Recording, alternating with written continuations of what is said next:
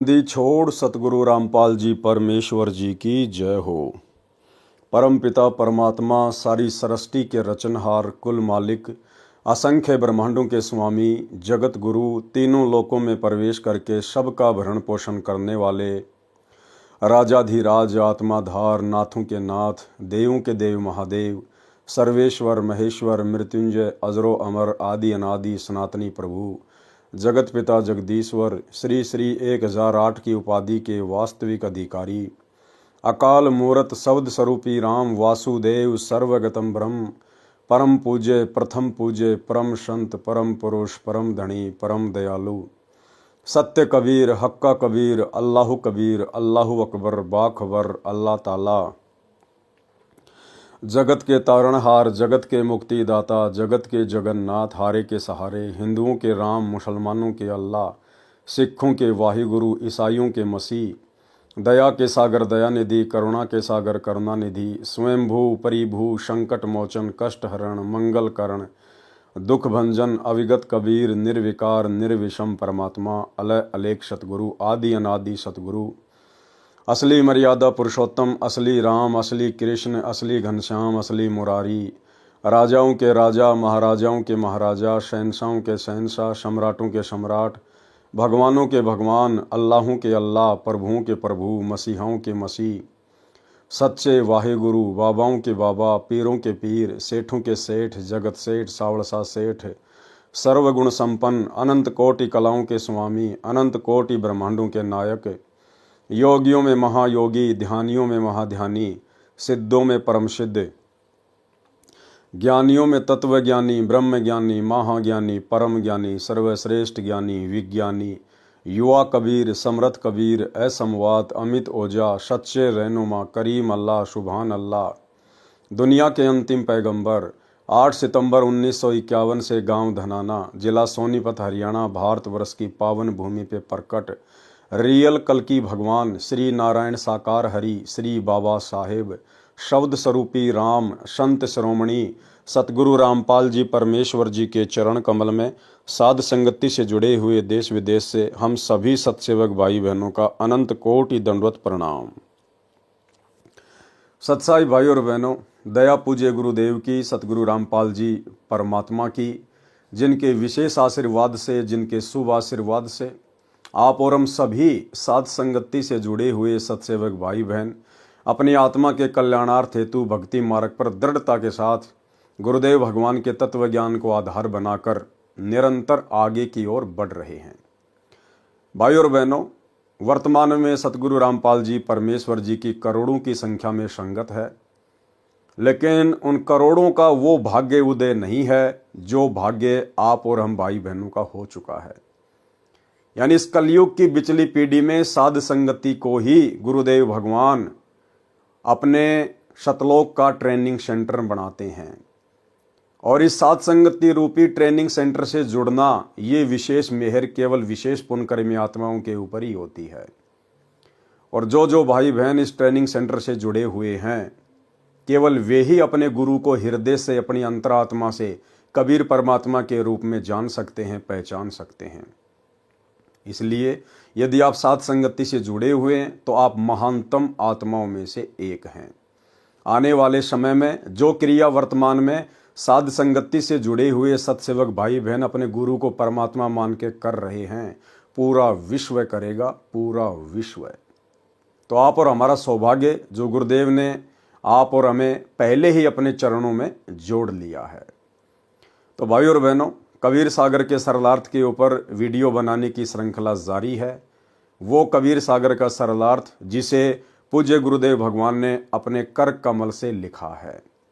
भाई और बहनों, आज का वीडियो हम शुरू करें उससे पहले आपको एक छोटी सी जानकारी उपलब्ध करवा देता हूं, क्योंकि हम जिस सतभक्ति मार्ग से जुड़े हुए हैं ये सत्य का मार्ग है और सत्य के मार्ग में रत्ती भर भी झूठ नहीं चलती है। और यदि रत्ती भर भी झूठ का समावेश हुआ तो भाई और बहनों, परमात्मा फिर हमसे कोसों दूर हो जाते हैं। लेकिन झूठ नहीं, महाझूठ का पुलिंदा सतलोक आश्रम मैनेजमेंट हरियाणा सतगुरु रामपाल जी का कलयुगी परिवार और सभी सतलोक आश्रम से जुड़े हुए कोऑर्डिनेटर। ये लोग आज से पहले एक बहुत बड़ी झूठ जो भगत समाज से छुपाते हुए फिर रहे थे, आज उस झूठ का पर्दाफाश हुआ है।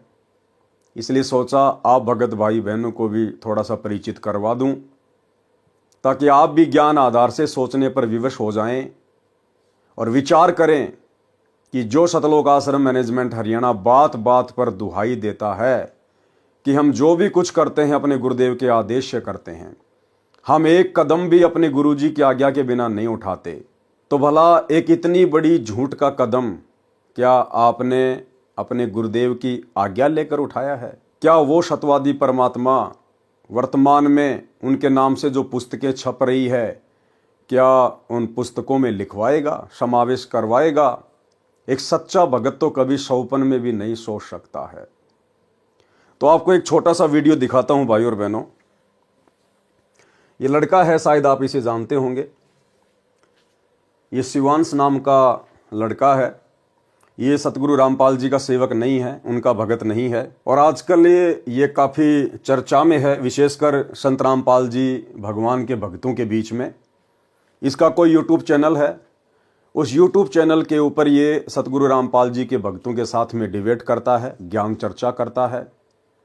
ये बहुत कुछ जानने का प्रयास करता है, समझने का प्रयास करता है, और अपने स्तर पर जैसा भी इसको ज्ञान प्राप्त है ये सामने वाले को समझाने का भी प्रयास करता है।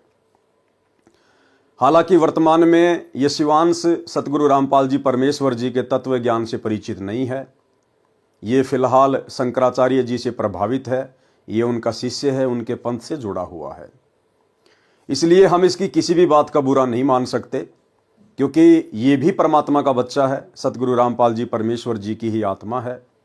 लेकिन वर्तमान में अभी इसके भक्ति संस्कार इतने मजबूत नहीं हैं, जिस कारण से ये उनका विरोध कर रहा है, उनके तत्व ज्ञान को ना समझकर।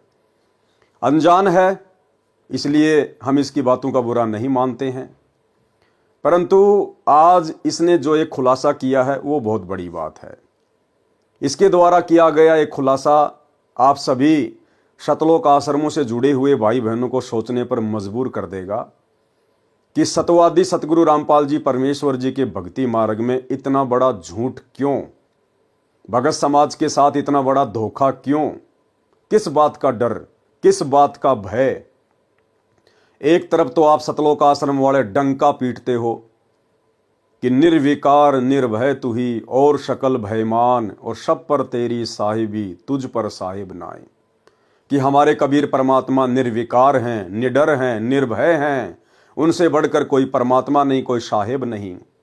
तो भाई ऐसे निर्भय, निडर, निर्विकार कबीर परमात्मा की शरण में आने के बाद उनकी भक्ति करते करते फिर भाई गुरुदेव भगवान के कलयुगी परिवार को, सतलोक आश्रम मैनेजमेंट हरियाणा को भला किस बात का डर सता रहा था, जो जीने की राह जैसी पुस्तक और अंधश्रद्धा खतरा भक्ति ये जान, इन पुस्तकों में एड्रेस ही गलत लिख दिया, झूठा एड्रेस लिख दिया। ये शिवांश नाम का लड़का जब इसने देखा कि जीने की राह पुस्तक के ऊपर एक तरफ तो C117 Bawana industrial area Jaipur लिखा हुआ है, और दूसरी जीने की राह पुस्तक के ऊपर C117 बवाना इंडस्ट्रियल एरिया नई दिल्ली लिखा हुआ है। तो जयपुर में तो बवाना नाम की कोई जगह नहीं है, ना ऐसा कोई यहाँ पर औद्योगिक क्षेत्र है। फिर इसने ट्राई किया दिल्ली जाकर, और जब ये दिल्ली में गया इन पुस्तकों के ऊपर लिखे हुए एड्रेस के ऊपर, तो भाई और बहनों वहाँ पर कोई प्रिंटिंग प्रेस नहीं है। जो एड्रेस सतलोक आश्रम मैनेजमेंट हरियाणा ने काल प्रेरणा से, डर और भय के कारण जीने की राह और अंधश्रद्धा खतरा भक्ति ये ज्ञान जैसी पुस्तकों के अंदर डाल रखा है, वहां तो एक फैक्ट्री है और उस फैक्ट्री में पाउडर बनता है, पाउडर। ये लड़का वहां जाके आया, पूरी जांच पड़ताल की, और इसने अपना वीडियो बना के डाला है, जो दास आपको दिखा रहा है। मैं यहाँ पर इस फैक्ट्री के जो सुपरवाइजर हैं, इस समय वो हमारे साथ में हैं। आप इनसे पूछिए कि ये यहाँ पर कब से काम कर रहे हैं और ये आपको बताएंगे कि इस फैक्ट्री में इस पते पर क्या होता है, इस बिल्डिंग में क्या होता है C117 में। जी जी हाँ, C117 है, फैक्ट्री सेक्टर 3 में। और यहाँ पर लगभग ये तो लगभग 10-12 साल से यहाँ पर है। और इसमें का तो कोई भी काम यहाँ नहीं होता। पाउडर बनता है, पाउडर कोटिंग वाला, सभी पाउडर कट्टे वगैरह रखे हैं। ये प्लांट है, यहाँ पर कोई ऐसी प्रेस वगैरह नहीं है। ये गलत एड्रेस पे गलत किताब छापी गई है। कोई इस तरह की यहाँ पर इस तरह कोई किताब वगैरह नहीं बनती। ये सब पाउडर का काम है। सब ये प्लांट लगा है, यहाँ पाउडर तैयार होता है। सभी कट्टे रखे हैं पाउडर के। यहाँ पर तो कोई प्रेस का तो कोई संभव ही नहीं है यहाँ पर, क्योंकि इंडस्ट्रियल एरिया है। सब यहाँ पर यही काम होता है। और ये जो बताया गया है ये गलत और अफवाह है। और जो छापा है एड्रेस, ये गलत छापा गया है इसे। तो आपने देख लिया यहाँ पर कि मजदूर यहाँ पर काम करने वाले, यहाँ पर काम करने वाले जो अन्य वर्कर हैं, सुपरवाइजर हैं, यहाँ पर बताया जा रहा है आपको कि यहाँ पर कोई किताबें नहीं छपती, ये पूरी फर्जी किताबें हैं। इसका अर्थ ये हुआ कि इस किताब के साथ अगर आपको कोई मिलता है बांटता हुआ, तो उसको तुरंत पकड़िए, उसको थाने ले जाइए, उसके खिलाफ FIR दर्ज कराइए। ये फर्जी किताबें कहाँ छप रही हैं? ये आप FIR करा सकते हैं इन रामपालियों के खिलाफ जो सतलोक आश्रम के नाम पे आपको फर्जी किताबें बेची जा रही हैं। इनका कोई रजिस्ट्रेशन नंबर नहीं है, कोई GST नंबर नहीं है, पूरी फर्जी किताबें बेची जा रही हैं। इनको आप थाने ले जा करके, कोई भी व्यक्ति आज के बाद कोई भी रामपाली अगर मिले इन किताबों को बांटने वाला, आप उनकी FIR तुरंत दर्ज करा सकते हैं, क्योंकि ये किताबें पूरी फर्जी हैं, झूठ बोल रही हैं। अंदर हमारे देवी देवताओं का अपमान है, पूजा पद्धति का अपमान है, ग्रंथों का अपमान है, आचार्यों का अपमान है, दुर्गा माता का अपमान है, शिव भगवान का अपमान है। और बाहर छपती कहाँ है? छपती जहां पर ये छपती हैं किताबें, उस एड्रेस पर पाउडर बनता है, ना कि कोई प्रिंटिंग प्रेस है। अभी मैं ऊपर से भी आपको ये बिल्डिंग दिखाऊंगा। साहब आप कब से हैं यहाँ पर? यहाँ पे हम लोग 8-10 साल से हैं। तो आपका शुभ नाम? विजय कुमार। तो विजय कुमार जी, ये हम लोग खड़े हुए हैं, आप यहाँ कहाँ खड़े हैं आप बता दीजिए। ये बवाना सेक्टर 3 है जी, इंडस्ट्री एरिया जी यही है। और ये प्लॉट नंबर ये अच्छा, वो 17 या 18 है। हाँ, 118 C 118 है, C118 सेक्टर 3 का। C 117 है वो। अच्छा, सेक्टर तो 3। आप बताएंगे C117 में क्या होता है, क्या इसमें बनता तो है? पाउडर वुडर का काम होता है। यहाँ पे कोई प्रिंटिंग नहीं, प्रेस तो प्रिंटिंग है? प्रेस नहीं है यहाँ। प्रिंटिंग प्रेस था ही नहीं, कभी नहीं था। नहीं, हम लोग तो बराबर यहाँ रहते हैं। प्रिंटिंग प्रेस रहता तो गत्ता उत्ता दिखाई देता, यहाँ ऐसा कुछ नहीं था जी। अच्छा, आप किस फैक्ट्री में काम करते हैं? हम लोग ये सामने C 128 में। C 128 में। अच्छा, बहुत बहुत धन्यवाद आपका, बहुत बहुत। अरे भाई साहब, राम राम। हम ये कह रहे हैं, आपकी जो किताबें छपती हैं, कबीर प्रिंटर्स का नाम इसमें डला हुआ है, C 117 sector 3 Bawana industrial area नई दिल्ली, यहीं पे छपती हैं क्या आपकी किताबें? क्यों जी? आपने वो लिखा है ना, कबीर प्रिंटर्स? नहीं, आपको किताब चाहिए क्या? नहीं, हमें ये जानना है ये किताबें छपती कहाँ हैं, यहीं पे छपती हैं ना? चालू रखे। हाँ, लाइन पे रहे बताते जी।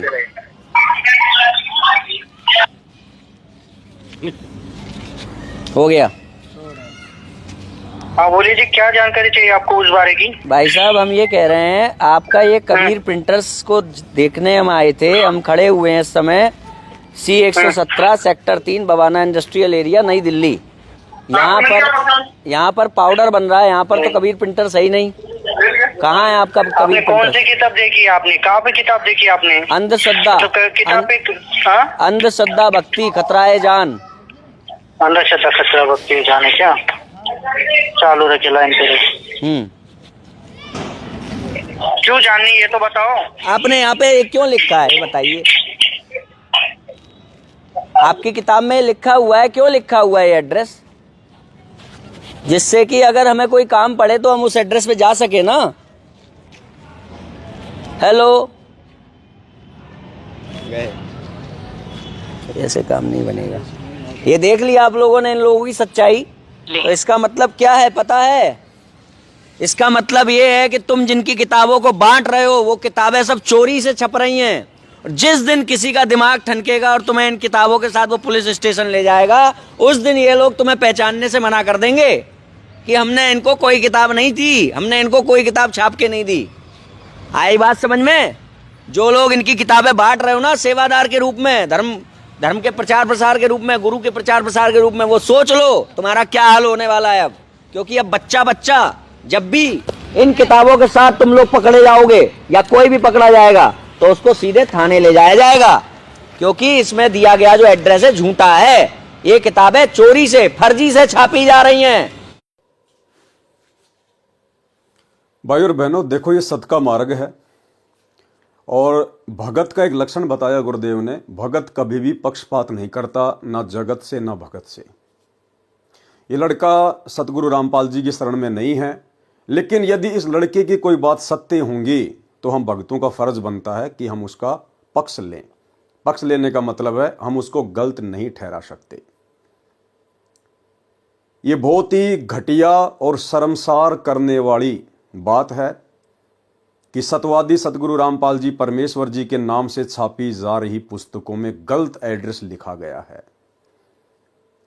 यदि सतलोक आश्रम मैनेजमेंट हरियाणा के ऊपर इस फैक्ट्री का मालिक, जिस फैक्ट्री में पाउडर बनता है, यदि वो मुकदमा कर दे, इन लोगों की जमानत भी करवाने वाला कोई नहीं मिलेगा, जमानत भी करवाने वाला।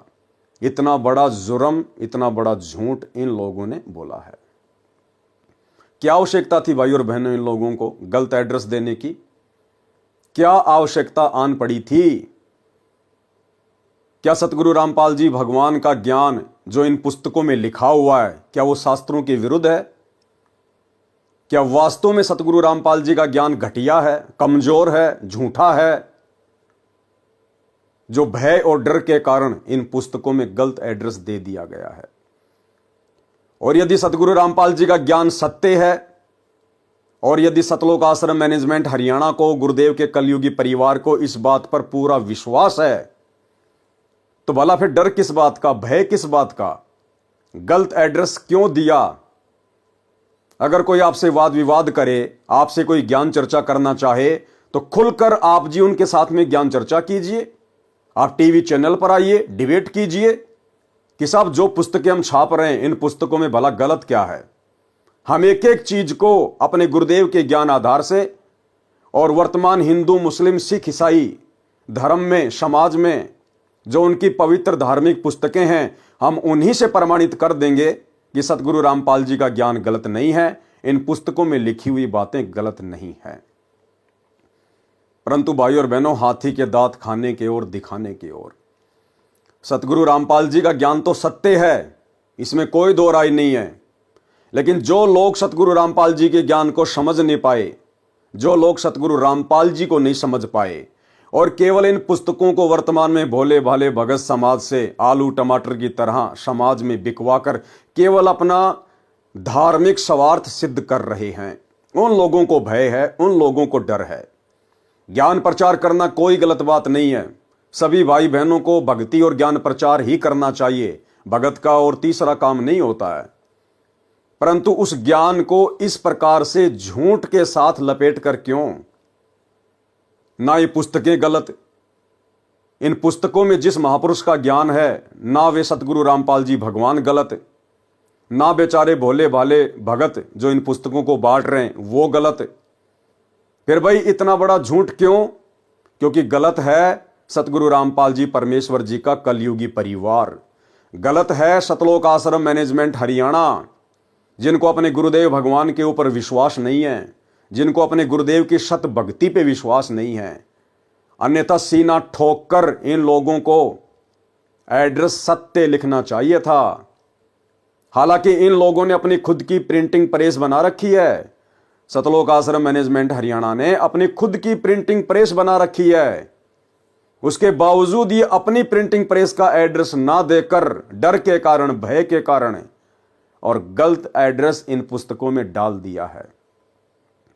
और ये शिवांश नाम का लड़का जो कह रहा है, ये बात परम सत्य है, इसमें कोई दो राय नहीं है कि जिस दिन इन पुस्तकों को बांटने वाले समाज के लोगों के हत्थे चढ़ गए या पुलिस प्रशासन के हत्थे चढ़ गए, तो ये लोग आपकी खैर खबर लेने नहीं आएंगे। ये लोग जो आपको पुस्तकें दे रहे हैं बांटने के लिए, गुरुदेव का परिवार, आपके कोऑर्डिनेटर, ये आपकी जमानत तक भी करवाने नहीं आएंगे।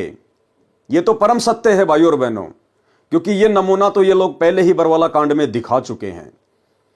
जिस समय इन्होंने अपनी मनमानी के चलते 2014 में बरवाला कांड करवाया, जजों के खिलाफ पुस्तकें लिखी, प्रशासन को भड़काया, संत रामपाल जी को इन्होंने बंधक बनाया और उनके भोले भाले भक्तों को उन्हीं का आदेश बताकर आश्रम के बाहर काले कपड़े पहनाकर, हाथों में हथियार देकर, डंडे देकर पुलिस प्रशासन के साथ मरने मारने के लिए खड़ा कर दिया गया। और जब मीडिया वालों ने सवाल किया आश्रम के मीडिया प्रभारी राज कपूर उर्फ प्रीतम दास से, तो उस बंदे ने साफ साफ मना कर दिया कि महिला और बच्चों को हम नहीं लाए हैं, ये तो अपने आप ही आकर बैठ गए हैं। जबकि इन भक्तों की सहमति के बिना एक चिड़ी का बच्चा भी आश्रम के बाहर नहीं बैठ सकता था।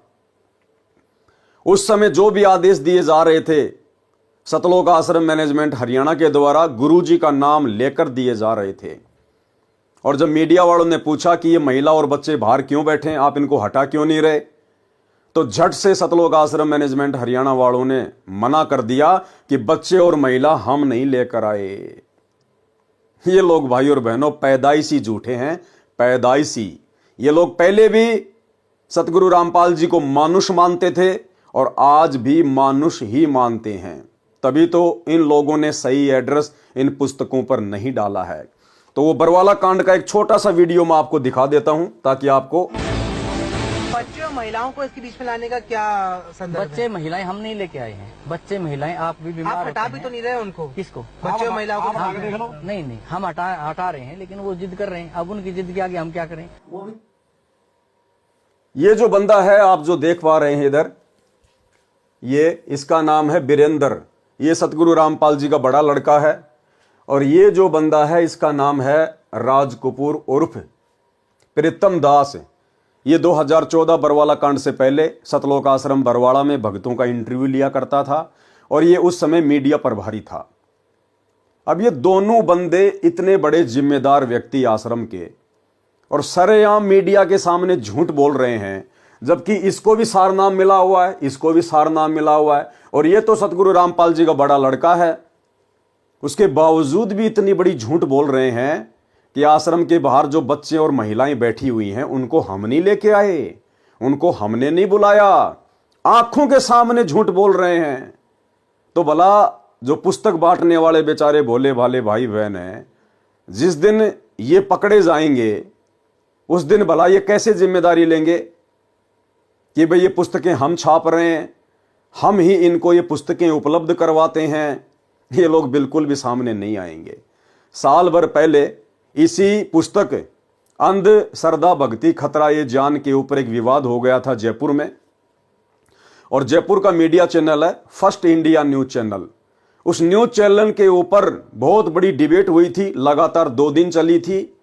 न्यूज चैनल वालों ने सतलोक आश्रम मैनेजमेंट हरियाणा को डिबेट के लिए बुलाया, लेकिन ये लोग डिबेट के लिए बिल्कुल भी सामने नहीं आए, क्योंकि भाई और बहनों इन लोगों को डर है, इनको भय है। इनको केवल अपना सतगुरु रामपाल जी के नाम की आड़ में उनके भोले भाले भक्तों से अपना धंधा करवाना है। बाकी इन लोगों को ज्ञान प्रचार से, भक्ति और भगवान से, भगत समाज से कोई लेना देना नहीं है। तो इतना बड़ा झूठ जब ये भक्तों की आंखों के सामने, सतलोक आश्रम बरवाड़ा के सामने, मीडिया के सामने, पूरे देश के सामने बोल सकते हैं, तो भला जिस दिन बेचारे भगत भाई बहन पकड़े जाएंगे उस दिन ये कैसे सामने आएंगे। दूसरी बात, शिवांश नाम का लड़का जो कह रहा है कि जहां भी आपको ये पुस्तक बांटते हुए लोग दिखाई दे जाएं, मिल जाएं, तुरंत इनको पकड़ो और पुलिस में इनकी रिपोर्ट लिखवाओ, इनको थाने में भिजवाओ। भाई और बहनों, इसमें डरने और घबराने की कोई आवश्यकता नहीं है। जो भगत भाई बहन ज्ञान प्रचार कर रहे हैं, गुरुदेव की पुस्तकें बांट रहे हैं, चाहे जीने की राह हो, ज्ञान गंगा हो, गीता तेरा ज्ञान अमृत हो, अंध श्रद्धा भक्ति खतरा ये जान हो, आप भाई बहन अपने गुरुदेव को परमात्मा मानकर उनके ऊपर दृढ़ विश्वास करके आप निसंशय होकर, निर्भय होकर आप जी परमात्मा का ज्ञान प्रचार कीजिए। आप ये पुस्तकें बांटिए।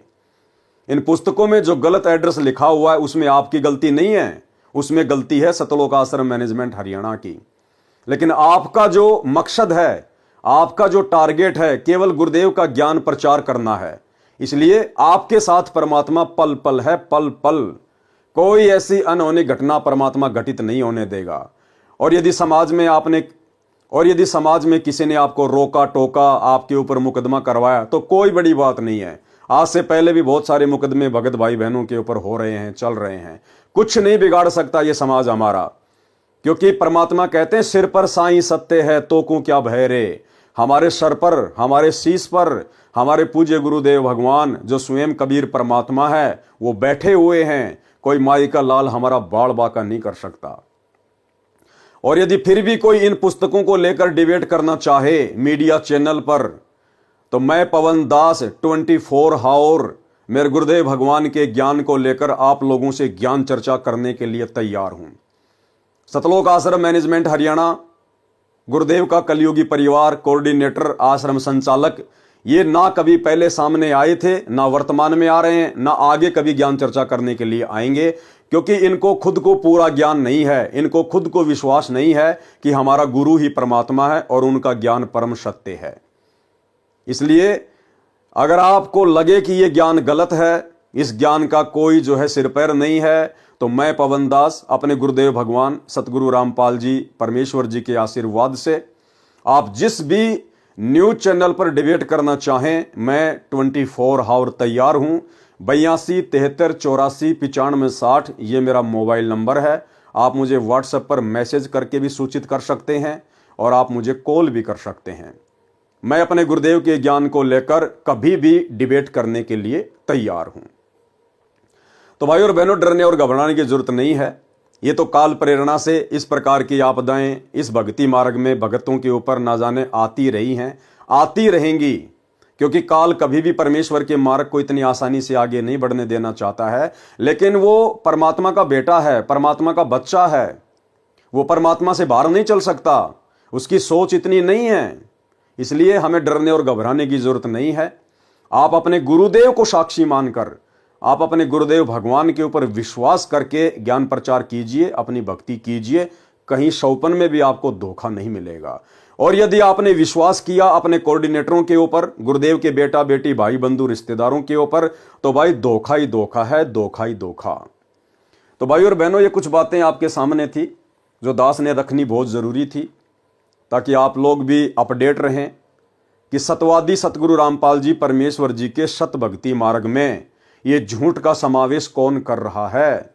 क्या हमारे गुरुदेव भगवान इस प्रकार का झूठा आदेश अपने भक्तों को देंगे कि भाई मेरी पुस्तकों के ऊपर जिनमें ज्ञान सत्य है और एड्रेस तुम झूठा लिख दो। हम शौपन में भी नहीं सोच सकते, शौपन में भी, क्योंकि हमारे गुरुदेव सतवादी हैं। सतवादी के चरणों की मैं सर पर डारूं धूर, 84 निश्चय मिटे पहुंचूं तख्त हजूर। तो ये झूठ का पुलिंदा सतगुरु रामपाल जी परमेश्वर जी का कलयुगी परिवार है, सतलोक आश्रम मैनेजमेंट हरियाणा है। उसके बाद भाई और बहनों, सतलोक आश्रम मैनेजमेंट हरियाणा वालों ने इस शिवांश नाम के लड़के के ऊपर एक वीडियो बनाया है। और वीडियो इन्होंने अपने एक यूट्यूब चैनल सा न्यूज चैनल के ऊपर डाला है। और इन्होंने ये इस प्रकार का एक पोस्टर बनाया है, ये वाला पोस्टर इन्होंने इस प्रकार का ये पोस्टर जो है बनाया है, इस शिवांश नाम के लड़के के ऊपर बनाया है। भाई और बहनों, सतगुरु रामपाल जी परमेश्वर जी ने अपना अनमोल तत्व ज्ञान देकर आप और हमें इतना सक्षम बना दिया है कि यदि ब्रह्मा विष्णु महेश भी हमारे साथ में इस ज्ञान को लेकर डिबेट करने के लिए धरती पर उतरें तो वे मुंह की खाकर ही जाएंगे। फिर भला ऐसे छोटे मोटे बच्चों से क्या डरना, क्या घबराना। लेकिन सतलोक आश्रम मैनेजमेंट हरियाणा ने फिर एक घटिया हरकत की है। इन्होंने अपने सा न्यूज चैनल के ऊपर एक वीडियो वायरल किया है शिवांश नारायण को लेकर, और ये इस प्रकार का पोस्टर बनाया है। ये पोस्टर जो आप जी देख रहे हैं, ये इस प्रकार का एक ये पोस्टर है जो उन्होंने बनाया है। और इस पोस्टर में भाई और बहनों, सतलोक आश्रम मैनेजमेंट हरियाणा ने इस शिवांश नाम के लड़के के सर में 2 सींग लगा दिए हैं, लंबे लंबे दांत लगा दिए हैं, आंखें उसकी बिल्कुल काली काली कर दी है, एक प्रकार से राक्षस जैसा चेहरा बनाया है, राक्षस जैसा। भाई और बहनों, हम साथ संगति से जुड़े हुए सत्सेवक भाई बहन इस प्रकार की किसी भी घटिया हरकत का समर्थन नहीं करते हैं। ये सतगुरु रामपाल जी परमेश्वर जी के भक्ति मार्ग में उचित नहीं है। ज्ञान का जवाब ज्ञान से देना चाहिए। ऐसी घटिया हरकतें वो करते हैं जिनको अपने गुरुदेव भगवान का ज्ञान समझ में नहीं आया, जिनको अपने गुरुदेव भगवान के ऊपर विश्वास नहीं है, जो लोग अपने गुरुदेव के ज्ञान को लेकर डिबेट करने से डरते हैं, घबराते हैं, जिनको हारने का डर है, इस प्रकार के लोग ऐसी घटिया हरकतें करते हैं। तो ये जो घटिया हरकत सतलोक आश्रम मैनेजमेंट हरियाणा ने की है, ये बेहुदी है, भगत समाज को, आम समाज के सामने शर्मसार करने वाली है। भैया, जब तक इस शिवांश नाम के लड़के को आपके गुरुदेव का ज्ञान समझ में नहीं आ जाता है, तब तक भैया काल प्रेरणा से ये इसी प्रकार की हरकतें करेगा। और ये हरकतें कर सकता है क्योंकि अभी ये आपकी गुरु की शरण में नहीं है। आप और हम भी पहले ना जाने कितने भगत भाई बहन इसी प्रकार से गुरुदेव के ज्ञान का विरोध किया करते थे, क्योंकि उस समय ये ज्ञान हमारी समझ में नहीं आ रहा था, हमारे भक्ति संस्कार इतने मजबूत नहीं थे। लेकिन जिस दिन हमारे को ये ज्ञान समझ में आया, उसके बाद हमने अपनी उन घटिया हरकतों के ऊपर पछताना भी शुरू किया, सोचना भी शुरू किया। बारंबार हमने गुरुदेव भगवान से भी माफी मांगी। तो भाई, आज नहीं तो कल ये भी तो परमात्मा का बच्चा है, उसी परमेश्वर की आत्मा है। आज नहीं समझ पा रहा तो क्या हुआ, कल को तो समझेगा। उस समय आप लोग इसको क्या मुंह दिखाओगे? यही शिवांश नाम का लड़का जब आप लोगों से सवाल करेगा कि भैया मुझे तो उस समय गुरुजी का ज्ञान समझ में नहीं आ रहा था, अरे आप तो मेरे गुरु भाई बहन थे, आप लोग तो मेरे से पहले गुरु को समझ चुके थे, गुरु के ज्ञान को समझ चुके थे, तो आप लोगों ने मेरी बातों का मेरे सामने आकर मेरे साथ में डिबेट करके आप लोगों ने ज्ञान का जवाब ज्ञान से ना देकर, मेरी शंकाओं का समाधान ना करके, और आपने इस प्रकार से मेरे सर पर सींग लगाकर राक्षस जैसा चेहरा बनाकर समाज के सामने डालकर आपने ऐसी घटिया और बेहुदा हरकत क्यों की? तो भाई और बहनों, साथ संगति से जुड़े हुए भाई बहन इस प्रकार की घटिया हरकत का बिल्कुल भी समर्थन नहीं करते हैं। परमेश्वर का ज्ञान अनमोल है, परम सत्य है। यदि आपको ज्ञान समझ में आया है तो आपने ज्ञान आधार से सामने वाले को संतुष्ट करना चाहिए। यह बात अलग है कि सामने वाला आपके ज्ञान से संतुष्ट होता है या नहीं होता है, लेकिन इस प्रकार की घटिया हरकतें करने से बचना चाहिए। उसके बाद भाई और बहनों, हाल ही एक नया वीडियो, अभी जो लेटेस्ट वीडियो सतलोक आश्रम मैनेजमेंट हरियाणा ने मुझ पवन दास के ऊपर भी वायरल किया है, और उसका भी एक पोस्टर इन्होंने बना के डाला है, वो भी मैं आपको दिखा देता हूं। ये मेरे ऊपर एक नया वीडियो इन्होंने डाला है आज 29 दिसंबर 2024 को। इनका ये सा न्यूज चैनल है, आप वहां जाकर देख सकते हैं। गुरुद्रोही एक्सपोज्ड, सावधान सावधान सावधान, धोखेबाजों से सावधान। पूरा वीडियो देखिए सा न्यूज चैनल पर, आप जिस वीडियो को जाकर देख सकते हैं। और बहुत ही बेहुदा तरीके से इन्होंने, क्योंकि झूठ तो इनका पैदाइशी गुण है, बहुत सारी झूठ, बल्कि सारी की सारी झूठ इन लोगों ने मुझ पवन दास के विषय में इस 1.5 घंटे के वीडियो में बोली हुई है। इन्होंने कहा है कि पवन दास के ऊपर 12 से ज्यादा मुकदमे चल रहे हैं। ये कभी जिंदगी में 12 से ज्यादा मुकदमे मेरे ऊपर वर्तमान 29 दिसंबर 2024 तक ये साबित नहीं कर पाएंगे। मेरे ऊपर केवल वर्तमान में एक मुकदमा है, जो कि मेरे पूज्य गुरुदेव भगवान सतगुरु रामपाल जी परमेश्वर जी ने इस परीक्षा के समय में मेरी परीक्षा लेने के लिए और भगत समाज की परीक्षा लेने के लिए 420 का लगाया हुआ है। इसके अलावा मेरे ऊपर और कोई मुकदमा नहीं है। दूसरा झूठ इन्होंने बोला कि पवन दास के अवैध संबंध उसके छोटे भाई की पत्नी के साथ में थे, और एक समय पवन दास के छोटे भाई ने अपनी पत्नी को पवन दास के साथ आपत्तिजनक स्थिति में देख लिया, जिस कारण से उसके भाई ने अपनी पत्नी को तेल डालकर जला दिया। भाई और बहनों, ऐसी ऐसी महाझूठ इन लोगों ने इस वीडियो में डाल रखी हैं। मैंने वीडियो पूरा नहीं देखा, लेकिन जितना देखा उसके बाद मैंने उसको बंद कर दिया, क्योंकि मैं तो इन लोगों की पैदाइशी घटिया हरकतों से भली भांति परिचित हूं। 10 साल से मैं इन महा झूठे लोगों को झेल रहा हूं। लेकिन कोई बात नहीं भाई और बहनों, सत हमेशा सत ही रहेगा, सत हमेशा विजयी होता है, आज नहीं तो कल, चाहे उसको कोई कितना ही दबाने का प्रयास करे। तो ज्ञान का जवाब ज्ञान से देना चाहिए, लेकिन ऐसी घटिया हरकतें जो सतलोक आश्रम मैनेजमेंट हरियाणा के द्वारा की जा रही हैं, ये वाकई में भगत समाज को शर्मसार करने वाली हैं। तो ये एक छोटी सी जानकारी थी जो आप भगत भाई बहनों को देनी थी। अब हम आगे बढ़ते हैं परम पूज्य परमेश्वर सतगुरु रामपाल जी के कर कमल से लिखित पवित्र पुस्तक कबीर सागर के सरलार्थ में। तो भाई और बहनों, आज हमारा इस विषय पर 53 नंबर का वीडियो है और कबीर सागर का सरलार्थ पेज नंबर 503 है। पांडवों की यज्ञ में सुपच सुदर्शन द्वारा शंख बजाना। यानी धर्मदास जी ने कबीर परमेश्वर जी से सवाल किया कि हे परमात्मा, आपने द्वापर युग में पांडवों का यज्ञ किस प्रकार से सफल किया, मुझे थोड़ा विस्तार से बताने की कृपया करें। तो परमेश्वर फिर यहां बता रहे हैं, जैसा कि सर्वविदित है कि महाभारत के युद्ध में अर्जुन ने युद्ध करने से मना कर दिया था तथा शस्त्र त्याग कर युद्ध के मैदान में दोनों सेनाओं के बीच में खड़े रथ के पिछले हिस्से में आंखों से आंसू बहाता हुआ बैठ गया था। तब भगवान श्री कृष्ण के अंदर प्रवेश काल शक्ति ब्रह्म अर्जुन को युद्ध करने की राय देने लगा था। तब अर्जुन ने कहा था कि भगवान, ये घोर पाप मैं नहीं करूंगा, इससे अच्छा तो भिक्षा का अन्न भी खाकर गुजारा कर लेंगे। तब भगवान काल श्री कृष्ण जी के शरीर में प्रवेश करके बोला था कि अर्जुन, युद्ध कर, तुझे कोई पाप नहीं लगेगा। देखें गीता जी के अध्याय 11 के श्लोक 33, अध्याय 2 के श्लोक 37 व 38 में। महाभारत में लेख आता है कि श्री कृष्ण जी के कहने से अर्जुन ने युद्ध करना स्वीकार कर लिया। घमासान युद्ध हुआ, करोड़ों व्यक्ति व सर्व कौरव युद्ध में मारे गए और पांडव विजयी हुए। तब पांडव प्रमुख युधिष्ठिर को राज्य सिंहासन पर बैठाने के लिए स्वयं भगवान श्री कृष्ण ने कहा, तो युधिष्ठिर ने यह कहते हुए गद्दी पर बैठने से मना कर दिया कि मैं ऐसे पाप युक्त राज्य को नहीं करूंगा जिसमें करोड़ों व्यक्ति मारे गए थे। उनकी पत्नियां विधवा हो गई हैं, करोड़ों बच्चे अनाथ हो गए, अभी तक उनके आंसू भी नहीं सूखे हैं।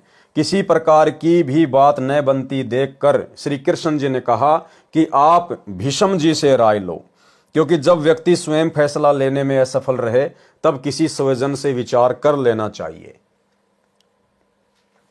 युधिष्ठिर ने यह बात स्वीकार कर ली। तब श्री कृष्ण जी युधिष्ठिर को साथ लेकर वहां पहुंचे जहां पर श्री भीष्म तीरों की सैया चारपाई पर अंतिम श्वास गिन रहे थे।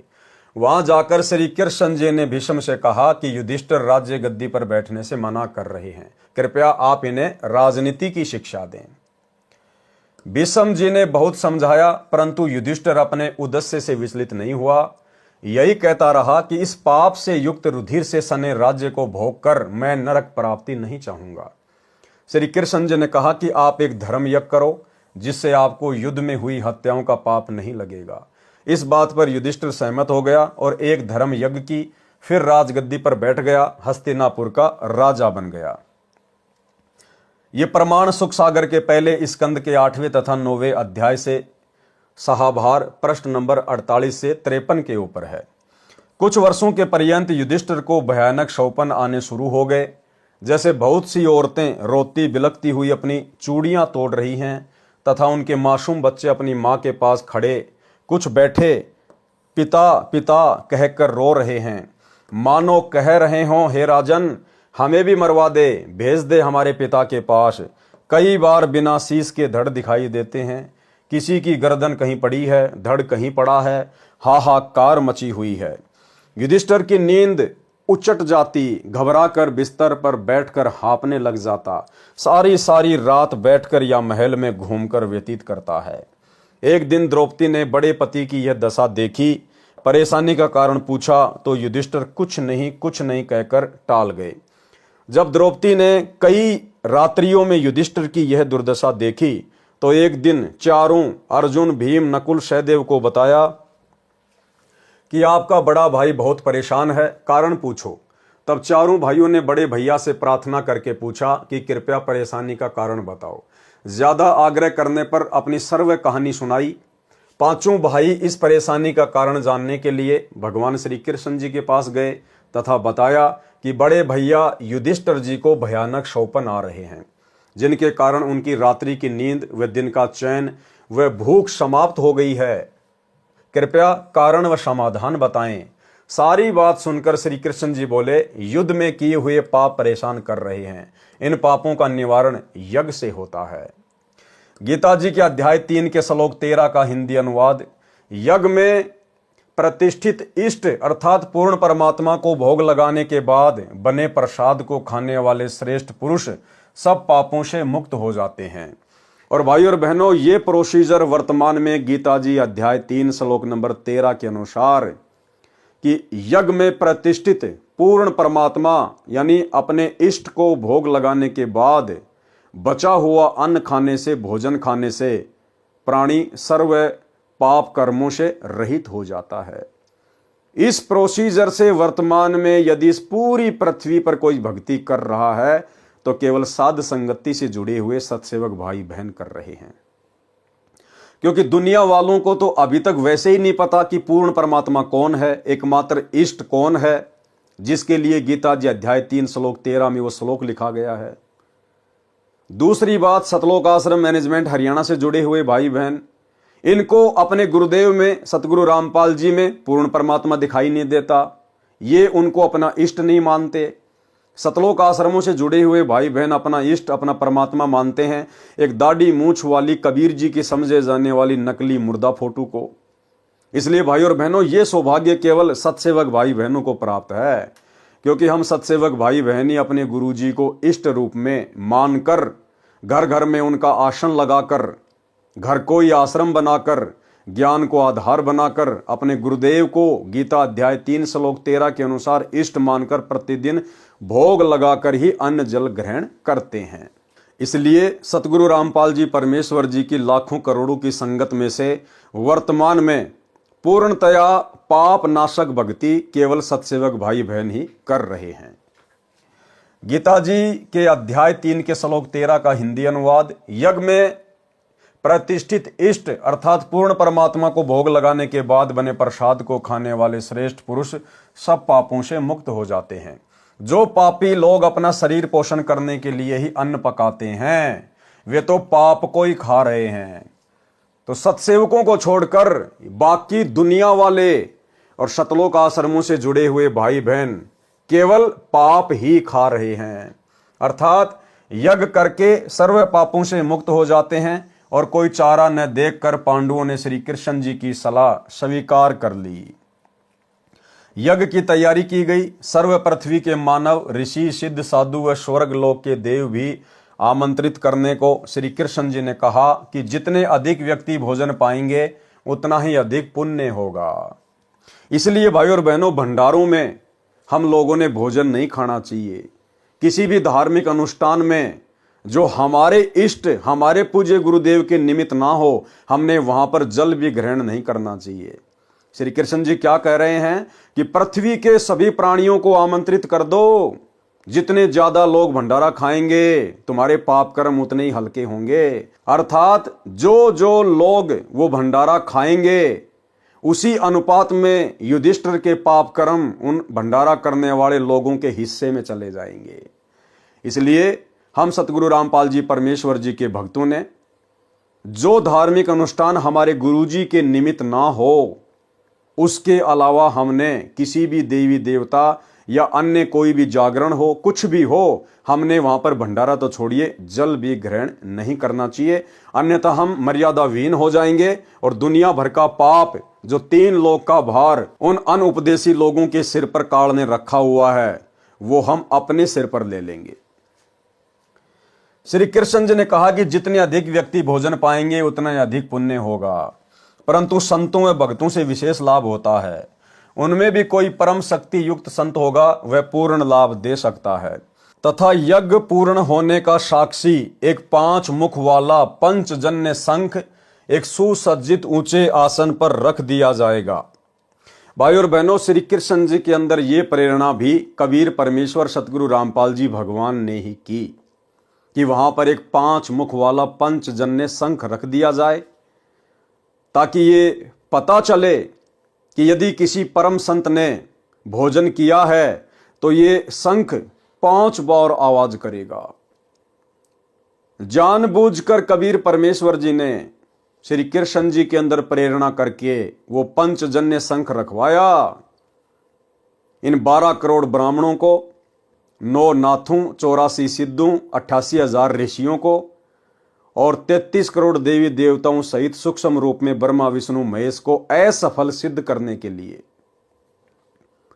ताकि दुनिया को पता चले कि जो भक्ति तुम कर रहे हो, जिन भगवानों को भगवान मान के तुम भक्ति कर रहे हो, जिन साधु संत महात्मा मंडलेश्वरों की शरण में तुम मोक्ष प्राप्ति की उम्मीद लगाए बैठे हो, ये सब के सब भक्ति से खाली हैं। ये सब के सब काल की गोद में खेल रहे हैं। इनके भोजन करने से शंख नहीं बजा। और उसके बाद में कबीर परमेश्वर अपने भगत सुपच सुदर्शन के रूप में स्वयं आए भोजन करने के लिए। उस समय वो शंख बजा ताकि परमेश्वर की महिमा पूरे संसार में हो। और आने वाले समय में जब भक्ति युग आएगा, जब कलयुग की पिछली पीढ़ी आएगी, जब कलयुग का 5505 वर्ष वाला वो समय आएगा, उस समय जो आत्मा उस कबीर परमात्मा सतगुरु रामपाल जी की शरण में आएंगी, तो उन आत्माओं के सामने एक उदाहरण पेश किया जा सके। उन आत्माओं को ये कथाएं सुन के दृढ़ विश्वास हो जाए कि केवल कबीर परमात्मा ही सर्वशक्तिमान है, इसके अलावा किसी भी भगवान की भक्ति करने से मोक्ष प्राप्त नहीं किया जा सकता। एकमात्र कबीर परमेश्वर सतगुरु रामपाल जी के अलावा बाकी कोई भी देवी देवता ब्रह्मा विष्णु महेश समर्थ नहीं है। तथा यज्ञ पूर्ण होने का साक्षी एक 5 मुख वाला पंचजन्य शंख एक सुसज्जित ऊंचे आसन पर रख दिया जाएगा। तथा जब इस यज्ञ में कोई परम शक्ति युक्त संत भोजन खाएगा तो यह शंख स्वयं आवाज करेगा। इतनी गूंज होगी कि पूरी पृथ्वी पर तथा स्वर्ग लोक तक आवाज सुनाई देगी। यज्ञ की तैयारी हुई। निश्चित दिन को सर्व आदरणीय आमंत्रित भगतगण 88,000 ऋषि, 33 करोड़ देवता, 9 नाथ, 84 सिद्ध, ब्रह्मा विष्णु शिव आदि पहुंच गए।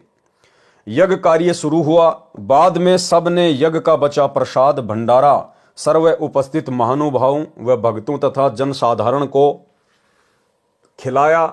स्वयं भगवान श्री कृष्ण जी ने भी भोजन खा लिया, परंतु शंख नहीं बजा।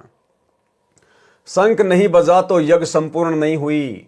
उस समय युधिष्ठिर ने श्री कृष्ण जी से पूछा, हे मधुसूदन, शंख नहीं बजा, सर्व महापुरुषों व आगंतुकों ने भोजन पा लिया, कारण क्या है? श्री कृष्ण जी ने कहा कि इनमें कोई पूर्ण संत सतनाम व सारनाम उपासक नहीं है। तो भाई फिर श्री कृष्ण जी क्या रह गए? अरे श्री कृष्ण जी ने भी तो भोजन खा लिया। श्री कृष्ण उर्फ विष्णु।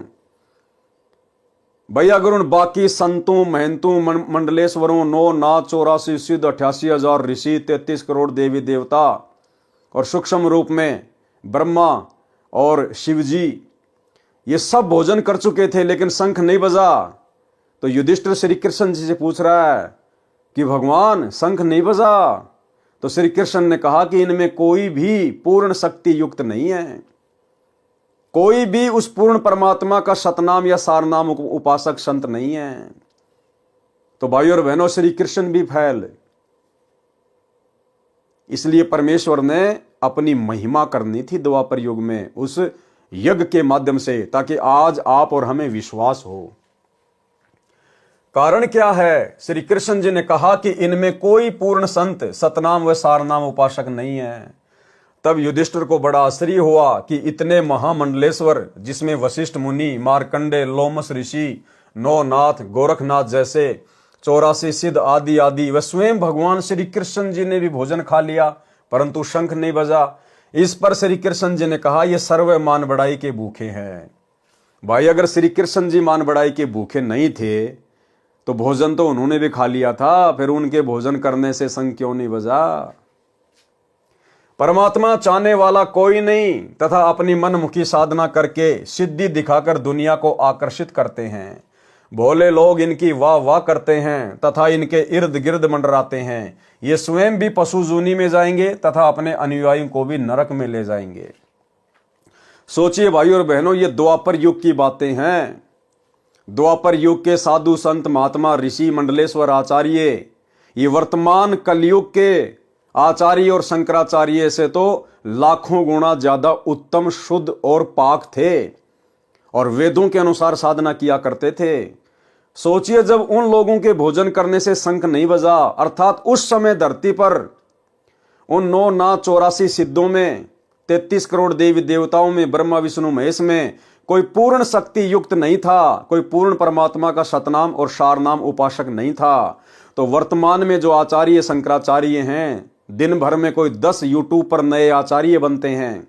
भला वर्तमान के इन साधु संत महात्माओं की क्या विशाद, क्या औकात कि इनकी ओट लेकर, इनकी शरण में आकर टूटी फूटी आदि अधूरी भक्ति करके आप जी 84 लाख योनियों और नरक के महादुख से बच सकते हैं, कभी शौपन में नहीं बच सकते। गरीब साहिब के दरबार में गाहक कोटि अनंत, 4 चीज ये चाहते, रिद्धि सिद्धि मान महंत। गरीब ब्रह्मरंध्र के घाट को खोलत है कोई एक, द्वारे से फिर जाते हैं ऐसे बहुत अनेक। गरीब बीजक की बाता कहें बीजक नाही हाथ, पृथ्वी डोबन उतरे कह कह मीठी बात। गरीब बीजक की बाता कहें बीजक नाही पास, औरों को प्रमोद ही आपन चले निराश। प्रमाण के लिए गीता जी के कुछ श्लोक। गीता अध्याय 9 श्लोक 20, इसका सारांश क्या है? केवल हिंदी अनुवाद। तीनों वेदों में विधान सोम रस को पीने वाले पाप रहित पुरुष मुझको यज्ञों के द्वारा पूज्य देव के रूप में पूजकर स्वर्ग की प्राप्ति चाहते हैं। वे पुरुष अपने पुण्यों के फलस्वरूप स्वर्ग लोक को प्राप्त होकर स्वर्ग में दिव्य देवताओं के भोगों को भोगते हैं। अध्याय 9 श्लोक 21, केवल हिंदी अनुवाद। वे उस विशाल स्वर्ग लोक को भोगकर पुण्य क्षीण होने पर मृत्यु लोक को प्राप्त होते हैं, यानी वापस उनको पृथ्वी पे आना पड़ता है, गधा कुत्ता सुअर बनना पड़ता है। इस प्रकार तीनों वेदों में कहे हुए पूजा कर्मों का आश्रय लेने वाले और भोगों की कामनावश बार बार आवागमन को प्राप्त होते हैं। अध्याय 16 का श्लोक 17, केवल हिंदी अनुवाद। वे अपने आप को ही श्रेष्ठ मानने वाले घमंडी पुरुष धन और मान के मद से युक्त होकर केवल नाम मात्र के यज्ञों द्वारा पाखंड से शास्त्र विधि रहित पूजन करते हैं। अध्याय 16 श्लोक 18, केवल हिंदी अनुवाद। अहंकार, बल, घमंड, कामना और क्रोध आदि के परायण और दूसरों की निंदा करने वाले पुरुष प्रत्येक शरीर में परमात्मा आत्मा सहित तथा मुझसे द्वेष करने वाले होते हैं। अध्याय 16 का श्लोक 19, केवल हिंदी अनुवाद। उन द्वेष करने वाले पापाचारी और क्रूर कर्मी नराधामों को मैं संसार में बार बार आसुरी योनियों में ही डालता हूं। अध्याय 16 का श्लोक 20, केवल हिंदी अनुवाद। हे अर्जुन, वे मूर्ख मुझको न प्राप्त होकर ही जन्म जन्म में आसुरी योनियों को प्राप्त होते हैं, फिर उससे भी अति नीच गति को प्राप्त होते हैं, अर्थात भूत बनते हैं, प्रेत बनते हैं, गधे कुत्ते सुअर बनते हैं, अर्थात घोर नरक में पड़ते हैं। अध्याय 16 का श्लोक 23, केवल हिंदी अनुवाद। जो पुरुष शास्त्र विधि को त्याग कर अपनी इच्छा से मनमाना आचरण करता है वह न सिद्धि को प्राप्त होता है, न परम गति को और न सुख को ही। शेष कथा।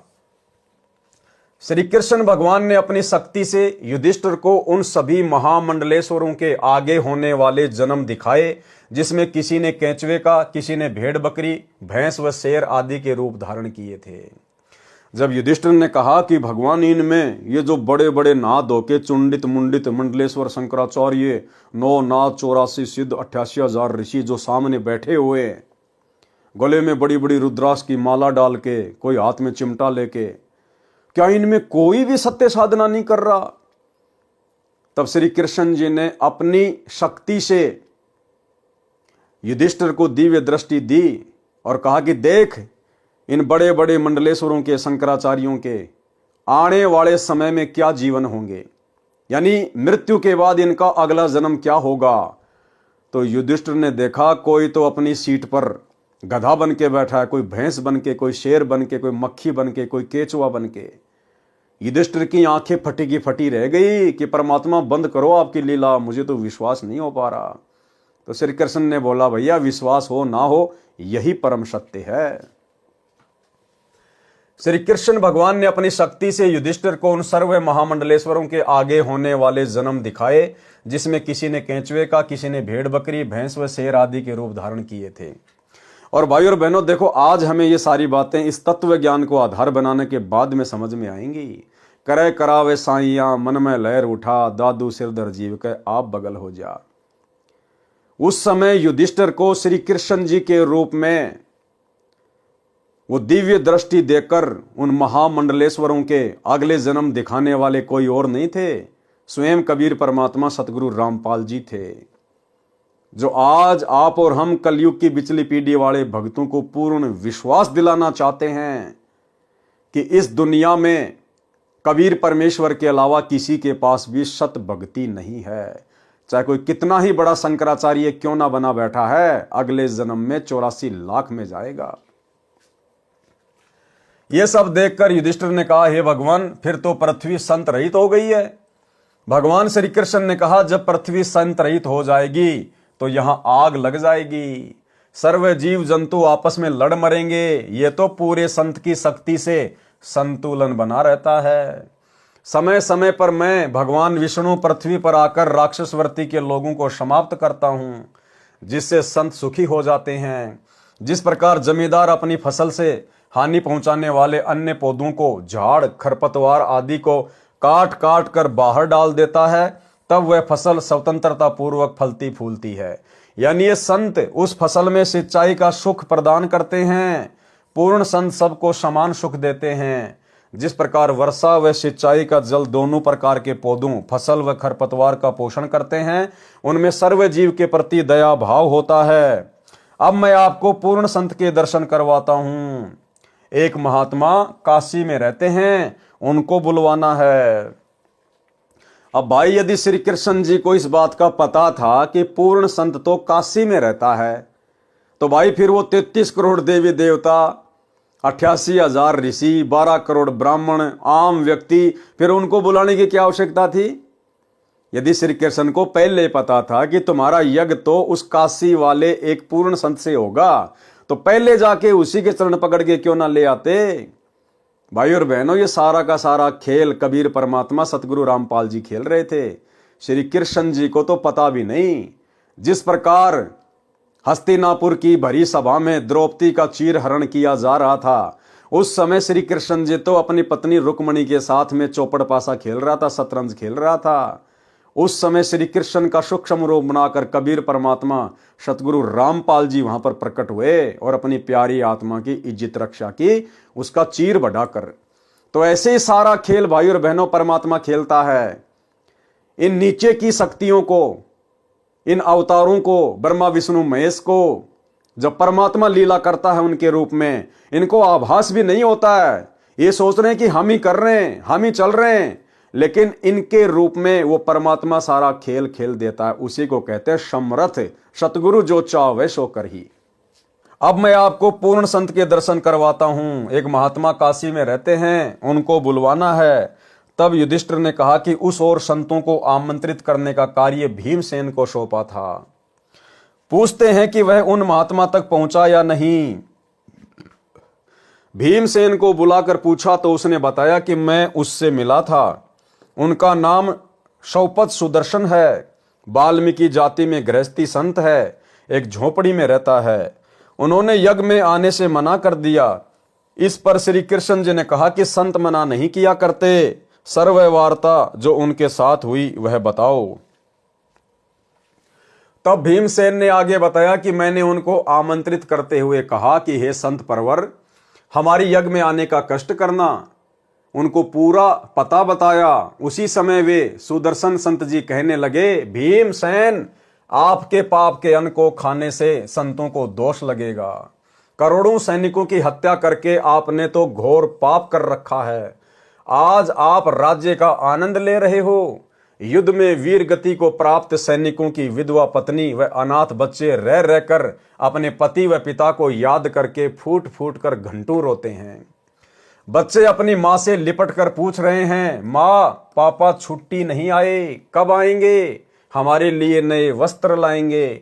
दूसरी लड़की कहती है कि मेरे लिए नई साड़ी लाएंगे। बड़ी होने पर जब मेरी शादी होगी तब मैं उसे बांध कर ससुराल जाऊंगी। वह लड़का जो 10 वर्ष की आयु का है कहता है कि मैं अब की बार पापा जी से कहूंगा कि आप नौकरी पर मत जाना, मेरी माँ तथा भाई बहन आपके बिना बहुत दुख पाते हैं। माँ तो सारा दिन रात आपकी याद करके जब देखो एकांत जगह पर रो रही होती है। या तो हम सबको अपने पास बुला लो, या आप हमारे साथ रहो। छोड़ दो नौकरी को, मैं जवान हो गया हूँ, आपकी जगह मैं फौज में जाकर देश सेवा करूंगा। आप अपने परिवार में रहो, आने दो पिताजी को, बिल्कुल नहीं जाने दूंगा। उन बच्चों को दुखी होने से बचाने के लिए उनकी मां ने उन्हें ये नहीं बताया कि आपके पिताजी युद्ध में मर चुके हैं, क्योंकि उस समय वे बच्चे अपने मामा के घर गए हुए थे। केवल छोटा बच्चा जो 1.5 वर्ष की आयु का था वही घर पर था। अन्य बच्चों को जानबूझकर नहीं बुलाया था। इस प्रकार उन मासूम बच्चों की आपसी वार्ता से दुखी होकर उनकी माता का हृदय पति की याद के दुख से भर आया। उसे हल्का करने के लिए रोने के लिए दूसरे कमरे में जाकर फूट फूट कर रोने लगी। तब सारे बच्चे माँ के ऊपर गिरकर रोने लगे। संबंधियों ने आकर शांत करवाया, कहा कि बच्चों को स्पष्ट बताओ कि आपके पिताजी युद्ध में वीर गति को प्राप्त हो गए हैं। जब बच्चों को पता चला कि हमारे पापा यानी पिताजी अब कभी नहीं आएंगे, तब उस स्वार्थी राजा को कोसने लगे जिसने अपने भाई बंटवारे के लिए दुनिया के लालों का खून पी लिया। ये कोई देश रक्षा की लड़ाई भी नहीं थी जिसमें हम संतोष कर लेते कि देश के हित में प्राण दिए हैं। इस खूनी राजा ने अपने ऐशो आराम के लिए खून की नदी बहा दी, अब उस पर मौज कर रहा है। आगे संत सुदर्शन सुपच बता रहे हैं कि भीम ऐसे ऐसे करोड़ों प्राणी युद्ध की पीड़ा से पीड़ित हैं, उनकी हाय आपको चैन नहीं लेने देगी। चाहे करोड़ यज्ञ करो, ऐसे दुष्ट अन्न को कौन खाए।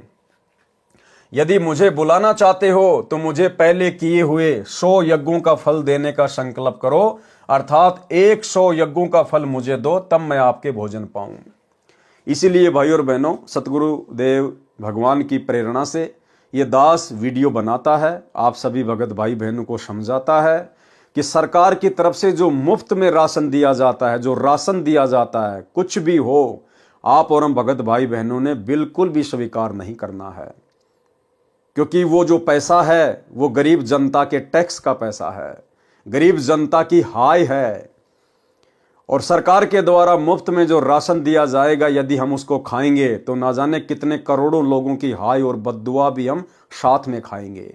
हमारा भजन भंग हो जाएगा, हमारा मन विचलित हो जाएगा, भक्ति में हमारा मन नहीं लगेगा, मर्यादा टूटेगी। इसलिए दास आप सभी भगत भाई बहनों को मना करता है।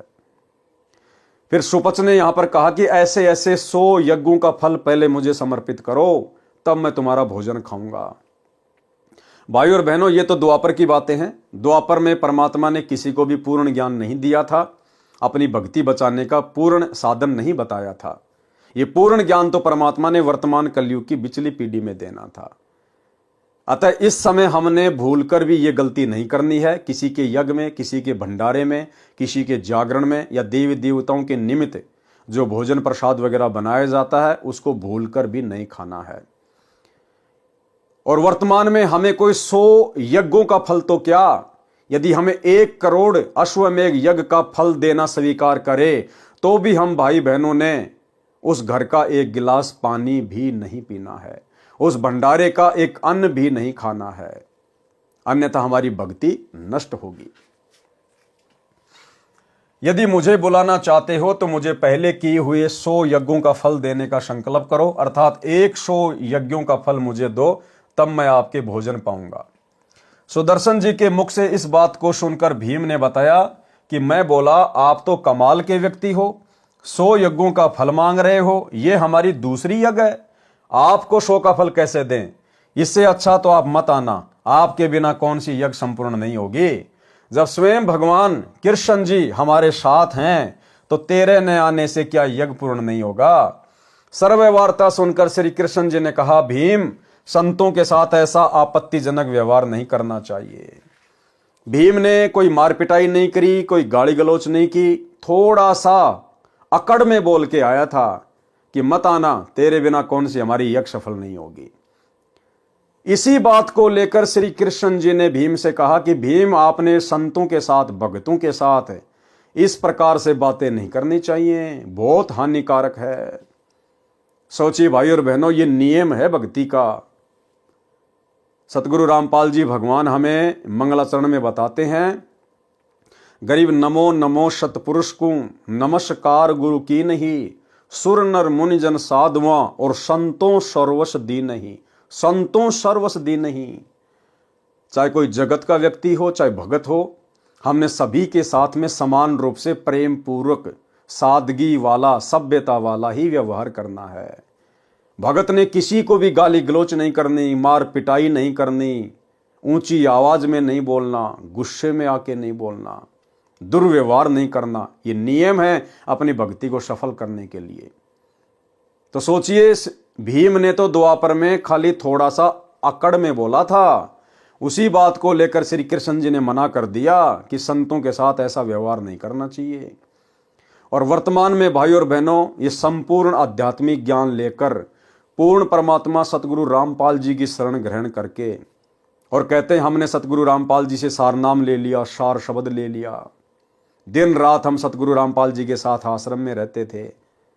उनके बेटा बेटी भाई बंधु रिश्तेदार बड़े बड़े कोऑर्डिनेटर, और वे लोग अपने ही गुरु भाई बहनों के साथ, सत्सेवकों के साथ में लट्ठों से बात करते हैं, लात और घूसों के साथ बात करते हैं, बेवजह अपने गुरु भाई बहनों की जबरदस्त पिटाई करते हैं। गालियों की तो कोई सीमा ही नहीं है, धमकियों की तो कोई सीमा ही नहीं है। सोचिए भाई और बहनों, इनका आने वाले समय में क्या हश्र होगा। जो कुक्रम इन्होंने अपने गुरु को मानुष मानकर काल प्रेरणा से 2014 बरवाला कांड के बाद सतगुरु रामपाल जी परमेश्वर जी की आत्माओं के साथ किया है, आने वाले समय में परमेश्वर के विधान अनुसार इनको भोगना पड़ेगा। सर्वे वार्ता सुनकर श्री कृष्ण जी ने कहा, भीम, संतों के साथ ऐसा आपत्तिजनक व्यवहार नहीं करना चाहिए। 7 समुद्रों का अंत पाया जा सकता है, परंतु सतगुरु कबीर साहिब के संत का पार नहीं पा सकते। उस महात्मा सुदर्शन वाल्मीकि के एक बाल के समान 3 लोक भी नहीं है। मेरे साथ चलो उस परमपिता परमात्मा के प्यारे हंस को लाने के लिए। तब 5 पांडव व श्री कृष्ण भगवान शौपथ सुदर्शन की झोपड़ी की ओर रथ में बैठकर चले। 1 योजन अर्थात 12 किलोमीटर पहले रथ से उतरकर नंगे पैरों चले तथा रथ को खाली लेकर रथवान पीछे पीछे चला। भाई और बहनों, ये लीला भी श्री कृष्ण जी के रूप में कबीर परमात्मा सतगुरु रामपाल जी भगवान ही कर रहे थे। 5 पांडवों को लेकर गए नंगे पैरों। आप और हम बिचली पीढ़ी वालों को एक संदेशा देना था परमात्मा ने, कि वो तो खाली सुपर सुदर्शन को एक भगत मान रहे थे, और तुम्हारे सामने तो आज धरती पर स्वयं कबीर परमात्मा प्रकट है, तुम्हारे गुरुदेव भगवान के रूप में प्रकट है। तो तुम्हारा व्यवहार, तुम्हारा आचरण, तुम्हारा बोलचाल अपने गुरुदेव भगवान के साथ में कैसा होना चाहिए। लेकिन काल प्रेरणा से सतलोक आश्रम मैनेजमेंट हरियाणा इस परम संत को नहीं पहचान पाया, आज भी नहीं पहचान पा रहा, और अपनी उल्टी हरकतों के चलते, अपनी मनमानियों के कारण जजों के खिलाफ 3 पुस्तकें लिखकर प्रशासन को भड़काकर बरवाला कांड जैसी घटना को जन्म दे दिया गया, जिसके चलते आज वो पूर्ण परमात्मा पिछले 10 वर्षों से इसार की जेल में बैठा हुआ है। 1 योजन अर्थात 12 किलोमीटर पहले रथ से उतरकर नंगे पैरों चले तथा रथ को खाली लेकर रथवान पीछे पीछे चला। उस समय स्वयं कबीर साहेब सुदर्शन सुपच का रूप बनाकर झोपड़ी में बैठ गए। वह सुदर्शन को अपनी गुप्त प्रेरणा से मन में संकल्प उठाकर कहीं दूर के संत या भगत से मिलने भेज दिया, जिसमें आने व जाने में कई रोज लगने थे। तब सुदर्शन के रूप में सतगुरु की चमक व शक्ति देखकर सर्व पांडव बहुत प्रभावित हुए। स्वयं श्री कृष्ण जी ने लंबी दंडवत प्रणाम की। तब देखा देखी सर्व पांडवों ने भी की, ऐसा ही किया। श्री कृष्ण जी की तरफ नजर करके सुपर सुदर्शन ने आदर पूर्वक कहा कि हे त्रिभुवन नाथ, आज इस दीन के द्वार पर कैसे? मेरा अहोभाग्य कि आज दीनानाथ विशंबर नाथ मुझ तुच्छ को दर्शन देने स्वयं चलकर आए हैं। सबको आदर पूर्वक बैठा दिया तथा आने का कारण पूछा। उस समय श्री कृष्ण जी ने कहा कि हे जानी जान, आप सर्वगति से परिचित हैं। पांडवों ने यज्ञ की है, वह आपके बिना संपूर्ण नहीं हो रही है। कृपया इनको कृतार्थ करें। उसी समय वहां उपस्थित भीम की ओर संकेत करते हुए सुदर्शन रूपधारी परमेश्वर कबीर जी ने कहा कि ये वीर मेरे पास आया था तथा अपनी मजबूरी से इसे अवगत करवाया था।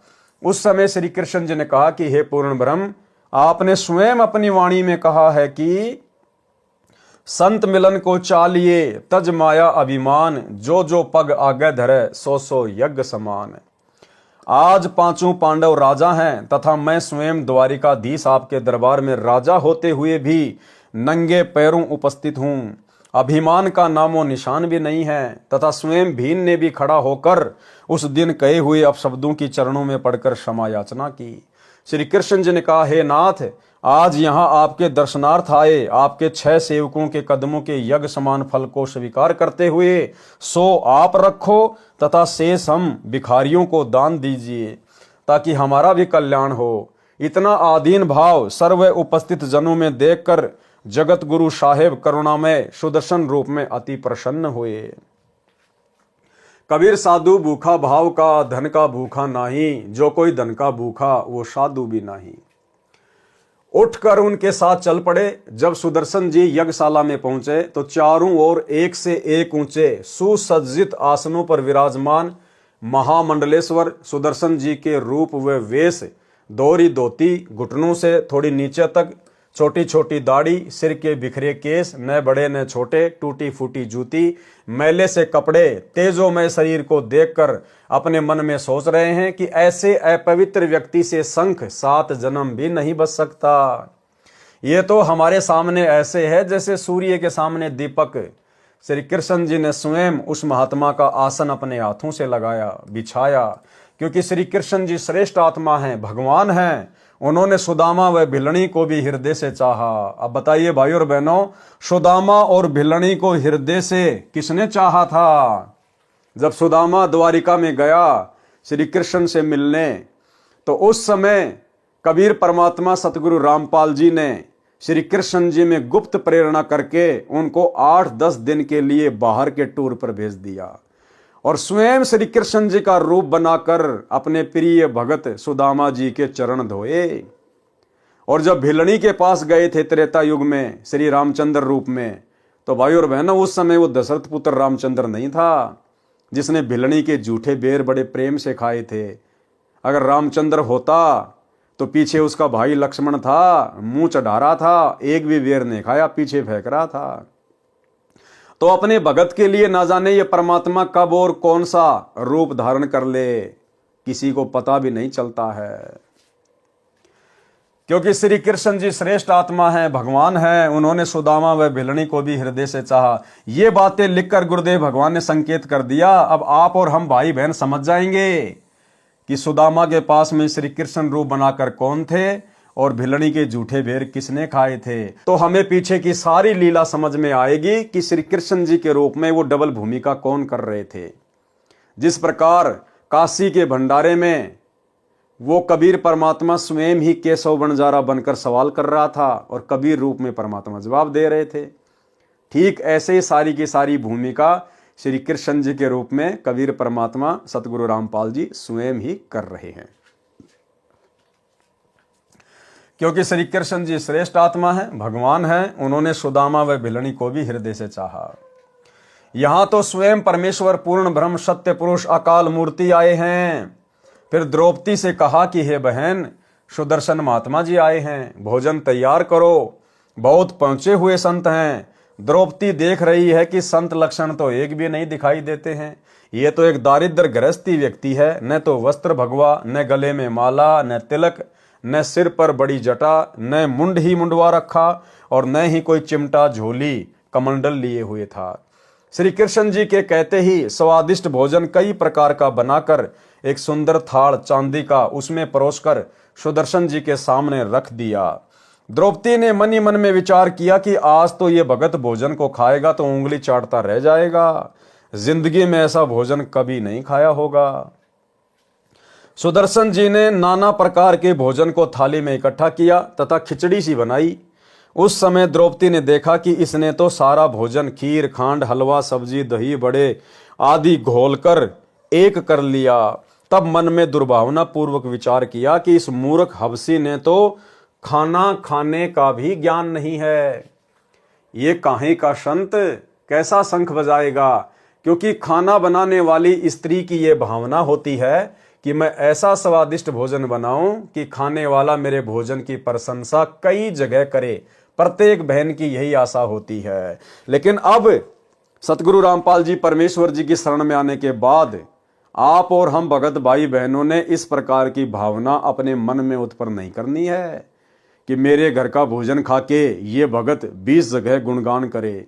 अरे हम तो खुद उस समर्थ परमात्मा सतगुरु रामपाल जी भगवान के द्वारा फेंके गए टुकड़े खाकर और अपनी भक्ति सफल करने में लगे हुए हैं।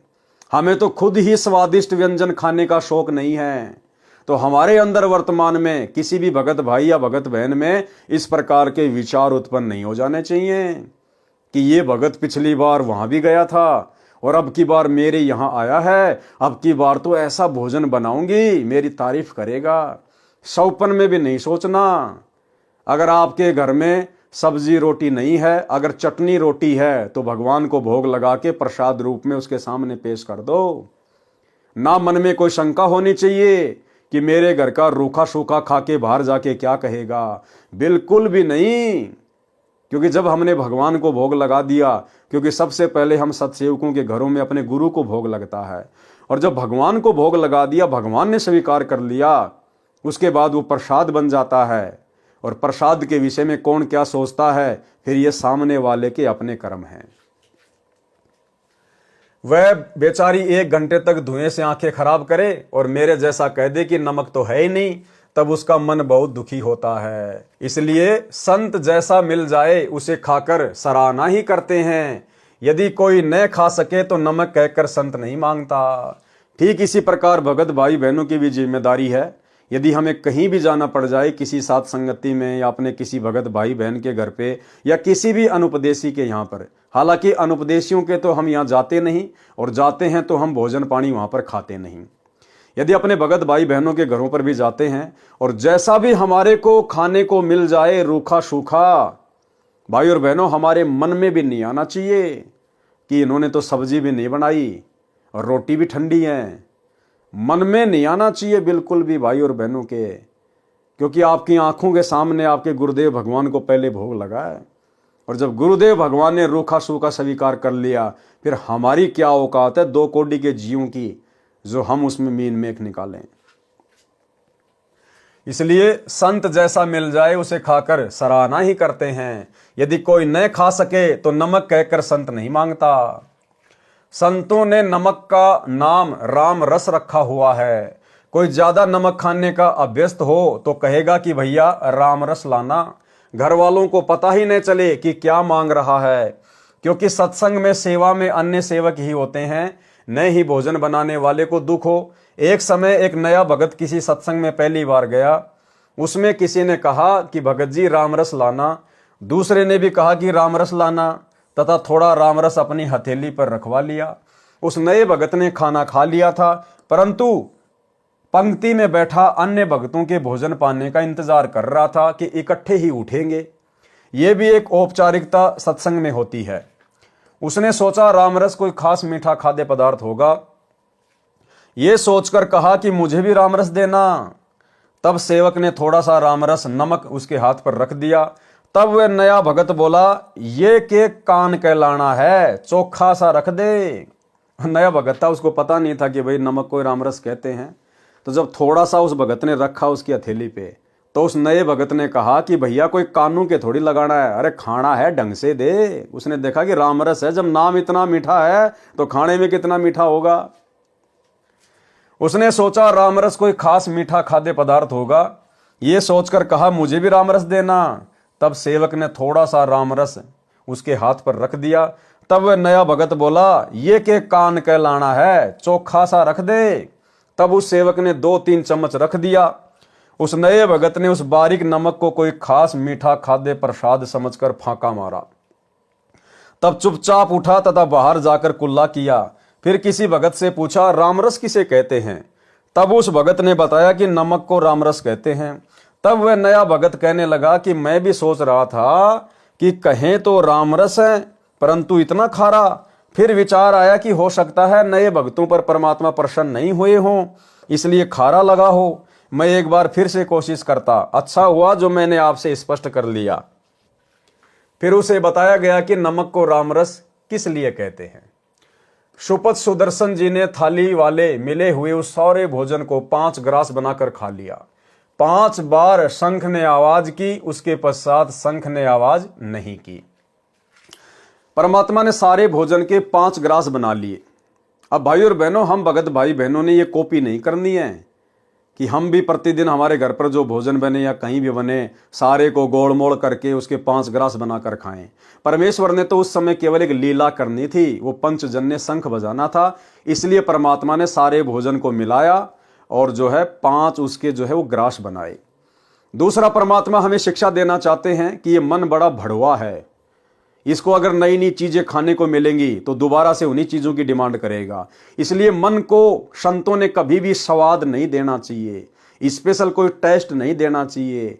इसलिए यह सोचकर कि मन को मौका ना मिले फिर से उसी चीज को खाने के लिए, वही डिमांड करने के लिए, इसलिए परमात्मा ने उसको गोल मथोल कर लिया कि आज तो भैया यहां मैं कचौड़ी पकौड़ी समोसे खा लूंगा, दही बड़े खा लूंगा, कल को जाके मेरी झोपड़ी में फिर मेरे को वही रूखी सूखी रोटी खानी है। तो ये मन तो बड़ा भड़वा है, कल को कहेगा हाँ दही बड़े बहुत अच्छे थे, कचौरी बहुत अच्छी थी, तो फिर ये दुखी करेगा, परेशान करेगा।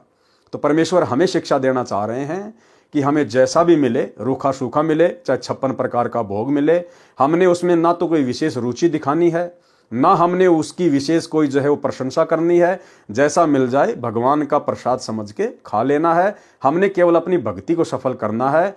हमने केवल जीवन जीने के लिए भोजन का सहारा लेना है, टेस्ट के लिए नहीं।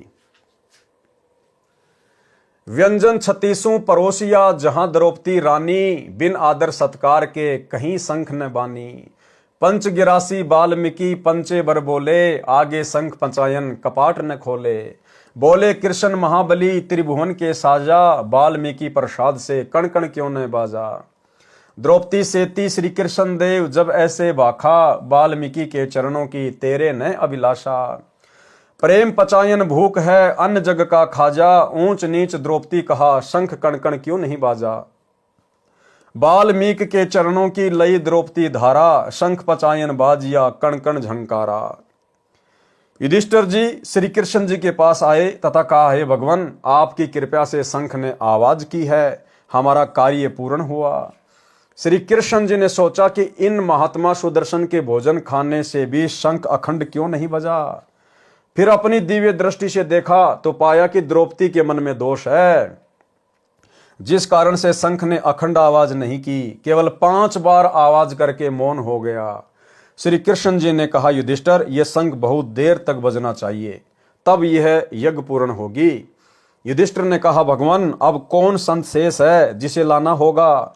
श्री कृष्ण जी ने कहा, युधिष्ठिर इस सुदर्शन संत से बढ़कर कोई भी सत भक्ति युक्त संत नहीं है, इसके एक बाल समान तीनों लोक भी नहीं है। अपने घर में ही दोष है, उसे शुद्ध करते हैं। श्री कृष्ण जी ने द्रौपदी से कहा, द्रौपदी भोजन सब प्राणी अपने अपने घर पर रूखा सूखा खाकर ही सोते हैं, आपने बढ़िया भोजन बनाकर अपने मन में अभिमान पैदा कर लिया। बिना आदर सत्कार के किया हुआ धार्मिक अनुष्ठान यज्ञ हवन पाठ सफल नहीं होता। आपने इस साधारण से व्यक्ति को क्या समझ रखा है, यह पूर्ण ब्रह्म है। अब भाई और बहनों, उस समय यदि ये बात श्री कृष्ण जी बोल रहे होते तो क्या श्री कृष्ण जी क्या भक्ति नहीं करते थे क्या?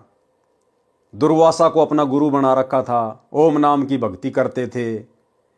अगर उस श्री कृष्ण को ये बात का पता चल जाए कि ये पूर्ण ब्रह्म है, क्या उपदेश नहीं ले लेता, चरणों में नहीं गिर जाता, भगत नहीं बन जाता उनका? लेकिन भाई और बहनों, सारा का सारा खेल कबीर परमात्मा सतगुरु रामपाल जी खेल रहे थे। दिखाई सबको जरूर श्री कृष्ण जी दे रहे थे। यह पूर्ण ब्रह्म है, इसके एक बाल के समान तीनों लोक भी नहीं है। आपने अपने मन में इस महापुरुष के बारे में गलत विचार किए हैं, उनसे आपका अंतःकरण मैला हो गया। इनके भोजन ग्रहण कर लेने से तो ये संग की स्वर्ग तक आवाज जाती तथा सारा ब्रह्मांड गूंज उठता। ये केवल 5 बार बोला है इसलिए कि आपका भ्रम दूर हो जाए, क्योंकि और किसी ऋषि के भोजन पाने से तो यह टस से मस भी नहीं हुआ। आप अपना मन साफ करके इन्हें पूर्ण परमात्मा समझकर इनके चरणों को धोकर पियो, ताकि तेरे हृदय का मैल साफ हो जाए। उसी समय द्रौपदी ने अपनी गलती को स्वीकार करते हुए संत से क्षमा याचना की और शुपथ सुदर्शन के चरण अपने हाथों धोकर चरणा अमृत बनाया। रज भरे यानी धूल भरे जल को पीने लगी। जब आधा पी लिया तब भगवान श्री कृष्ण जी ने कहा, द्रौपदी कुछ अमृत मुझे भी दे दो ताकि मेरा भी कल्याण हो। यह कहकर श्री कृष्ण जी ने द्रौपदी से आधा बचा हुआ चरणामृत पिया।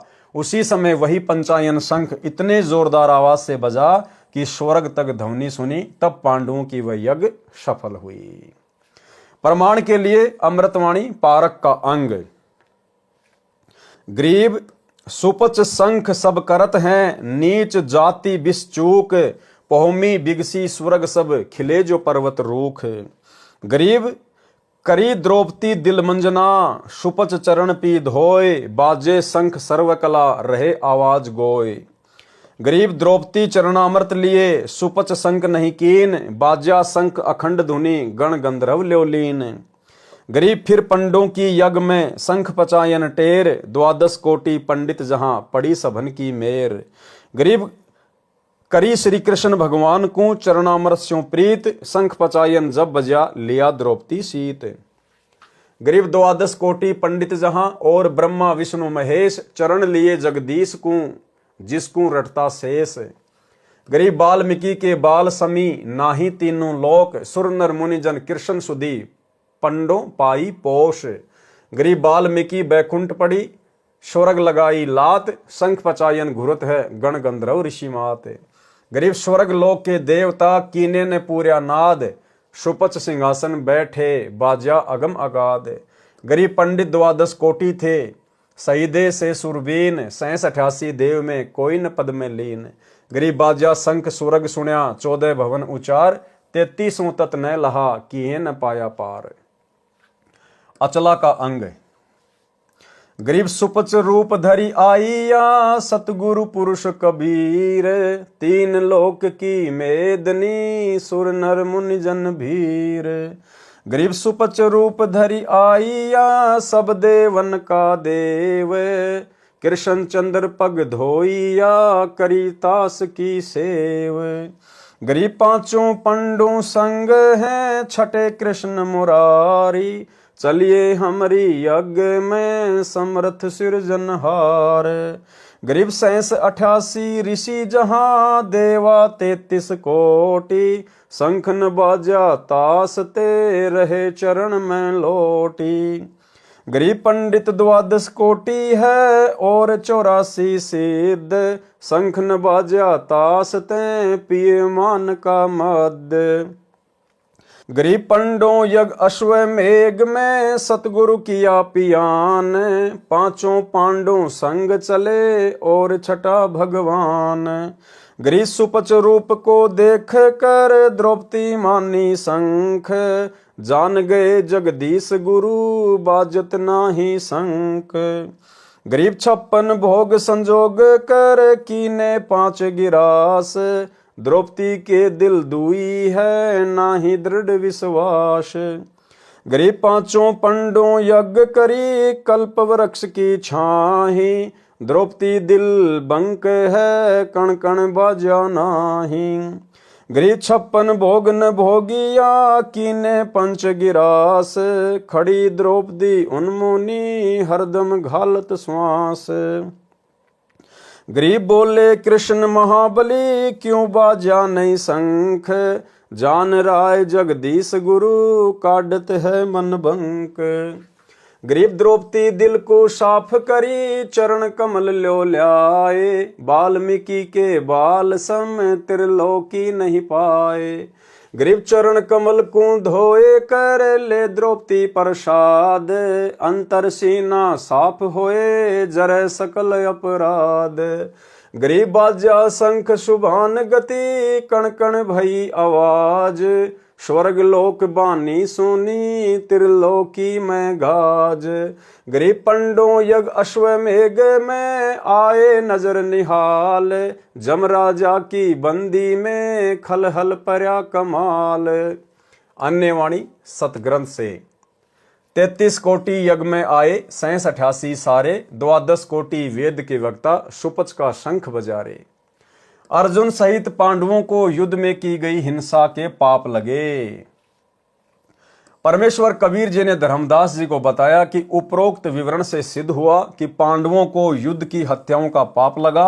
आगे सुन और सुनाता हूं।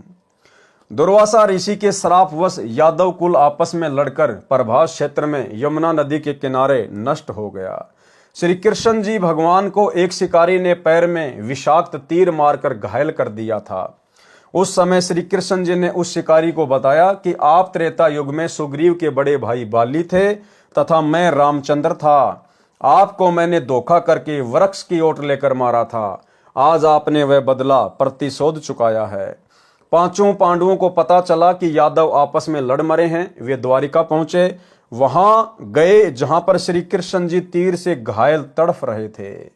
पांचों पांडवों के धार्मिक गुरु श्री कृष्ण जी थे। श्री कृष्ण जी ने पांडवों से कहा, आप मेरे अति प्रिय हो। मेरा अंत समय आ चुका है। मैं कुछ ही समय का मेहमान हूं। मैं आपको अंतिम उपदेश देना चाहता हूं। कृपया ध्यान पूर्वक सुनो। ये कहकर श्री कृष्ण जी ने कहा, आप द्वारिका की स्त्रियों को इंद्रप्रस्थ ले जाना। यहां कोई नर यादव शेष नहीं बचा है। आप अति शीघ्र राज्य त्याग कर हिमालय चले जाओ। वहां अपने शरीर के नष्ट होने तक तपस्या करते रहो। इस प्रकार हिमालय की बर्फ में गलकर नष्ट हो जाओ। युधिष्ठिर ने पूछा, हे भगवान, हे गुरुदेव श्री कृष्ण, क्या हम हिमालय में गलकर मरने का कारण जान सकते हैं? यदि आप उचित समझें तो बताने की कृपया करें। श्री कृष्ण जी ने कहा, युधिष्ठिर, आपने युद्ध में जो प्राणियों की हिंसा करके पाप किया है, उस पाप का प्रायश्चित करने के लिए ऐसा करना अनिवार्य है। इस प्रकार तपस्या करके प्राण त्यागने से आपके महाभारत युद्ध में किए गए पाप नष्ट हो जाएंगे। और भाइयों और बहनों, गीता अध्याय 2 श्लोक नंबर 37 और 38 में श्री कृष्ण जी के अंदर भूत की तरह प्रवेश करके काल कह रहा था कि अर्जुन, तू युद्ध कर, तुझे कोई पाप नहीं लगेगा। तेरे दोनों हाथों में लड्डू हैं। जीत गया तो पृथ्वी का राज्य भोगेगा और युद्ध में वीर गति को प्राप्त कर गया तो स्वर्ग का राज्य भोगेगा। और अब श्री कृष्ण जी क्या कह रहे हैं कि हिमालय में जाके गड़ जाओ, मर जाओ। तुम्हारे ऊपर इतने भयंकर पाप रखे महाभारत के युद्ध के, कटने मुश्किल हैं। तो भाई और बहनों, ऐसे श्री कृष्ण जी के अंदर प्रेत की तरह प्रवेश करके और उस काल ने महाभारत का युद्ध करवाया था। कबीर जी बोले, हे धर्मदास, श्री कृष्ण जी के श्री मुख से उपरोक्त वचन सुनकर अर्जुन आश्चर्य में पड़ गया। सोचने लगा कि श्री कृष्ण जी आज फिर कह रहे हैं कि युद्ध में किए पाप नष्ट इस विधि से होंगे। अर्जुन अपने आप को नहीं रोक सका। उसने श्री कृष्ण जी से कहा, हे भगवान, क्या मैं आपसे अपनी शंका का समाधान करा सकता हूं? अब भाइयों और बहनों, उस समय अर्जुन के अंदर ये प्रबल, ये प्रेरणा श्री कृष्ण जी से सवाल करने की कि आप युद्ध में क्या कह रहे थे, अब क्या स्टेटमेंट दे रहे हो, कबीर परमात्मा सतगुरु रामपाल जी भगवान ने की आप और हम बिचली पीढ़ी वालों के लिए, ताकि आप और हमारे सामने श्री कृष्ण जी के माध्यम से सच्चाई आ सके। उसने श्री कृष्ण जी से कहा, ये भगवान, क्या मैं आपसे अपनी शंका का समाधान करा सकता हूं? वैसे तो गुरुदेव, ये मेरी गुस्ताखी है, क्षमा करना, क्योंकि आप ऐसी स्थिति में हैं कि आपसे ऐसी वैसी बातें करना उचित नहीं जान पड़ता। यदि प्रभु मेरी शंका का समाधान नहीं हुआ तो यह शंका रूपी कांटा आयु पर्यंत खटकता रहेगा। मैं चैन से जी नहीं सकूंगा। श्री कृष्ण जी ने कहा, हे अर्जुन, तू जो पूछना चाहता है निसंकोच होकर पूछ। मैं अंतिम श्वास गिन रहा हूं। जो कहूंगा सत्य कहूंगा। अर्जुन बोला, हे श्री कृष्ण, आपने श्री मद् भगवद गीता का ज्ञान देते समय कहा था कि अर्जुन, तू युद्ध कर, तुझे युद्ध में मारे जाने वालों का पाप नहीं लगेगा। तू केवल निमित्त मात्र बन जा। ये सर्व योद्धा मेरे द्वारा पहले ही मारे जा चुके हैं। प्रमाण गीता अध्याय 11 श्लोक 32 और 33। आपने ये भी कहा कि अर्जुन, युद्ध में मारा गया तो स्वर्ग को चला जाएगा। यदि युद्ध जीत गया तो पृथ्वी के राज्य का सुख भोगेगा। तेरे दोनों हाथों में लड्डू हैं। प्रमाण श्रीमद् भगवत गीता अध्याय 2 श्लोक नंबर 37। तू युद्ध के लिए खड़ा हो जा, जो जय पराजय की चिंता न छोड़कर युद्ध कर, इस प्रकार तू पाप को प्राप्त नहीं होगा। गीता अध्याय 2 श्लोक 38। जिस समय बड़े भैया को बुरे बुरे शौपन आने लगे, हम आपके पास कष्ट निवारण के लिए विधि जानने गए, तो आपने बताया कि जो युद्ध में बंधुघात अर्थात अपने नातियों, राजाओं, सैनिकों, चाचा, भतीजा आदि की हत्या का पाप दुखी कर रहा है। मैं अर्जुन उस समय भी आश्चर्य में पड़ गया था कि भगवान गीता ज्ञान में कह रहे थे कि तुम्हें कोई पाप नहीं लगेगा, तू युद्ध कर। आज कह रहे हैं कि युद्ध में की गई हिंसा का पाप दुखी कर रहा है। आपने पाप नाश होने का समाधान बताया। अश्वमेध यज्ञ जिसमें करोड़ों रुपए का खर्चा हुआ, उस समय मैं अपने मन को मारकर यह सोचकर चुप रहा कि यदि मैं आप श्री कृष्ण जी से वाद विवाद करूंगा कि आप तो कह रहे थे कि तुम्हें युद्ध में होने वाली हत्याओं का कोई पाप नहीं लगेगा, आज कह रहे हो तुम्हें महाभारत युद्ध में की गई हत्याओं का दुख हो रहा है। कहां गया आपका वह गीता वाला ज्ञान? किस लिए हमारे साथ धोखा किया, गुरु होकर विश्वासघात किया? तो बड़े भैया युधिष्ठिर जी ये न सोच लें कि मेरी चिकित्सा में धन लगना है, इस कारण अर्जुन वाद विवाद कर रहा है। ये मेरे कष्ट निवारण में होने वाले खर्च के कारण विवाद कर रहा है। ये नहीं चाहता कि मैं युधिष्ठिर कष्ट मुक्त हो जाऊं। अर्जुन को भाई के जीवन से धन अधिक प्रिय है। उपरोक्त विचारों को ध्यान में रखकर मैंने सोचा था कि यदि युधिष्ठिर भैया को थोड़ा सा भी ये आभास हो गया कि अर्जुन इस दृष्टिकोण से विवाद कर रहा है, तो भैया अपना समाधान नहीं कराएगा, आजीवन कष्ट को गले से लगाए रहेगा। हे कृष्ण, आपके कहे अनुसार हमने यज्ञ किया, आज फिर आप कह रहे हो कि तुम्हें युद्ध की हत्याओं का पाप लगा है। उसे नष्ट करने के लिए शीघ्र राज्य त्याग कर हिमालय में तपस्या करके गड़ मरो। आपने हमारे साथ ये विश्वासघात क्यों किया? इसलिए आप जैसे संबंधी व गुरु हो तो शत्रुओं की आवश्यकता ही नहीं। हे कृष्ण, हमारे हाथ में तो एक भी लड्डू नहीं रहा, न तो युद्ध में मरकर स्वर्ग गए, न पृथ्वी के राज्य का सुख भोग सके, क्योंकि आप कह रहे हो कि राज्य त्याग कर हिमालय में गल मरो।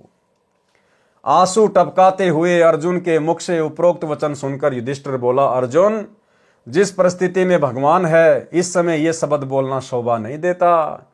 श्री कृष्ण जी बोले, हे अर्जुन सुन, मैं आपको सत्य सत्य बताता हूं। गीता जी के ज्ञान में मैंने क्या कहा था, मुझे कुछ नहीं पता। ये जो कुछ भी हुआ है ये होना था, इसे टालना मेरे वश में नहीं था। कोई अन्य शक्ति है जो आप और हमको कठपुतली की तरह नचा रही है। वह तेरे वश न मेरे वश, परंतु जो मैं आपको हिमालय में तपस्या करके शरीर अंत करने की राय दे रहा हूं, ये आपको लाभदायक है। आप मेरे इस वचन का पालन अवश्य करना। ये कहकर श्री कृष्ण जी शरीर त्याग गए। जहां पर उनका अंतिम संस्कार किया गया, उस स्थान पर यादगार रूप में श्री कृष्ण जी के नाम पर द्वारिका में द्वारिकाधीश मंदिर बना है। श्री कृष्ण ने पांडवों से कहा था कि मेरे शरीर का संस्कार करके राख तथा अधजली अस्थियों को एक काष्ठ के संदूक यानी बॉक्स में डालकर उसको पूरी तरह से बंद करके यमुना में प्रवाह कर देना। पांडवों ने वैसा ही किया। वह संदूक बहता हुआ समुद्र में उस स्थान पर चला गया जिस स्थान पर उड़ीसा प्रांत में जगन्नाथ का मंदिर बना है। एक समय उड़ीसा का राजा इंद्रदमन था, जो श्री कृष्ण जी का परम भगत था। शौपन में श्री कृष्ण जी ने बताया कि एक काष्ठ के संदूक में मेरे कृष्ण वाले शरीर की अस्थियां हैं। उस स्थान पर वह संदूक बहकर आ चुका है।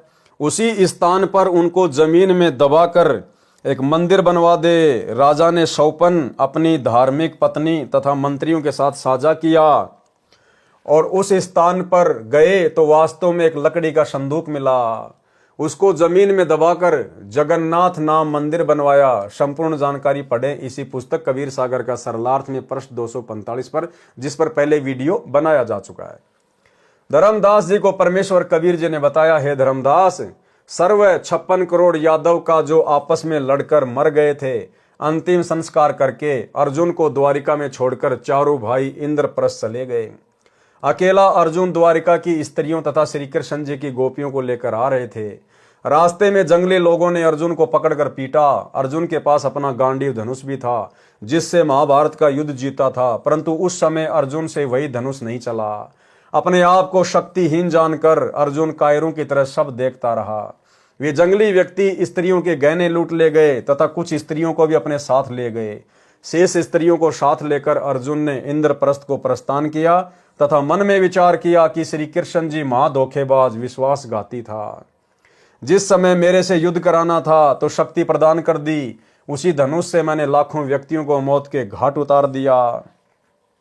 आज मेरा बल छीन लिया, मैं कायरों की तरह पिट रहा, मेरे से वही धनुष नहीं चला। कबीर परमेश्वर जी ने बताया, धर्मदास श्री कृष्ण जी छलिया नहीं था, वह सर्व कपट काल ब्रह्म ने किया है, जो ब्रह्मा विष्णु व शिव का पिता है, जिसके समक्ष श्री विष्णु श्री कृष्ण तथा शिव आदि की कुछ पेश नहीं चलती।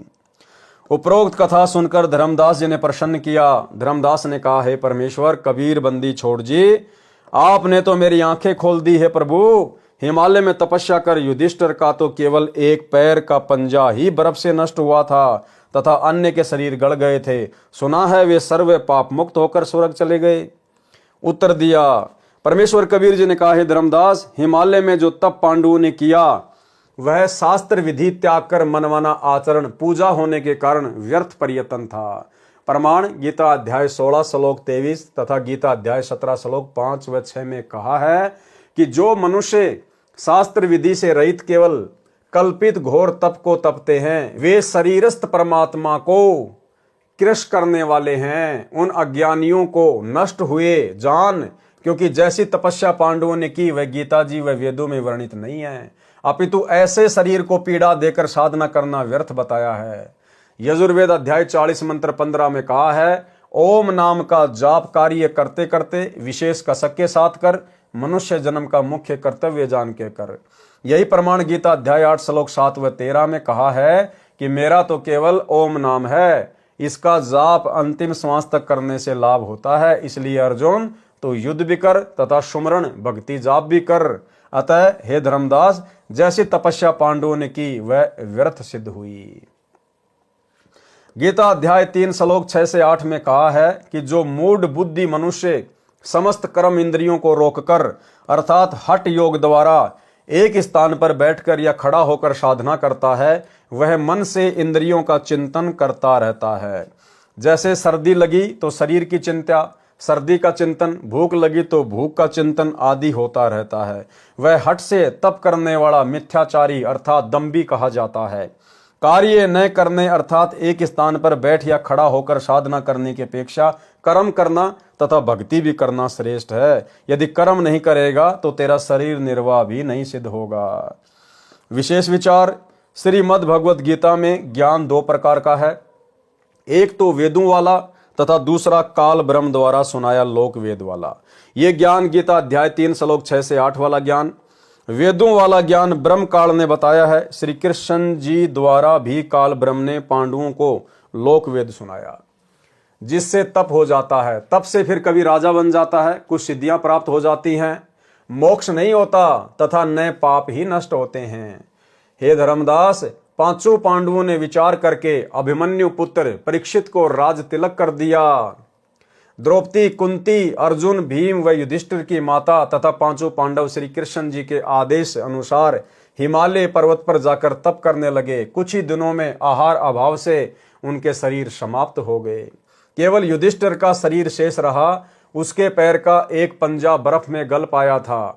युधिष्ठिर ने देखा कि उसके परिजन मर चुके हैं, उनके शरीर की आत्माएं निकल चुकी हैं, सूक्ष्म शरीर युक्त आकाश को जाने लगी। तब युधिष्ठिर ने भी अपना शरीर त्याग दिया तथा सूक्ष्म शरीर युक्त युधिष्ठिर कर्मों के संस्कार वश अपने पिता धर्मराज के लोक में गया। धर्मराज ने अपने पुत्र को बहुत प्यार किया तथा उसको रहने का मकान बताया। कुछ समय पश्चात काल ब्रह्म ने युधिष्ठिर में प्रेरणा की। उसे अपने भाइयों व पत्नी द्रौपदी तथा माता कुंती की याद सताने लगी।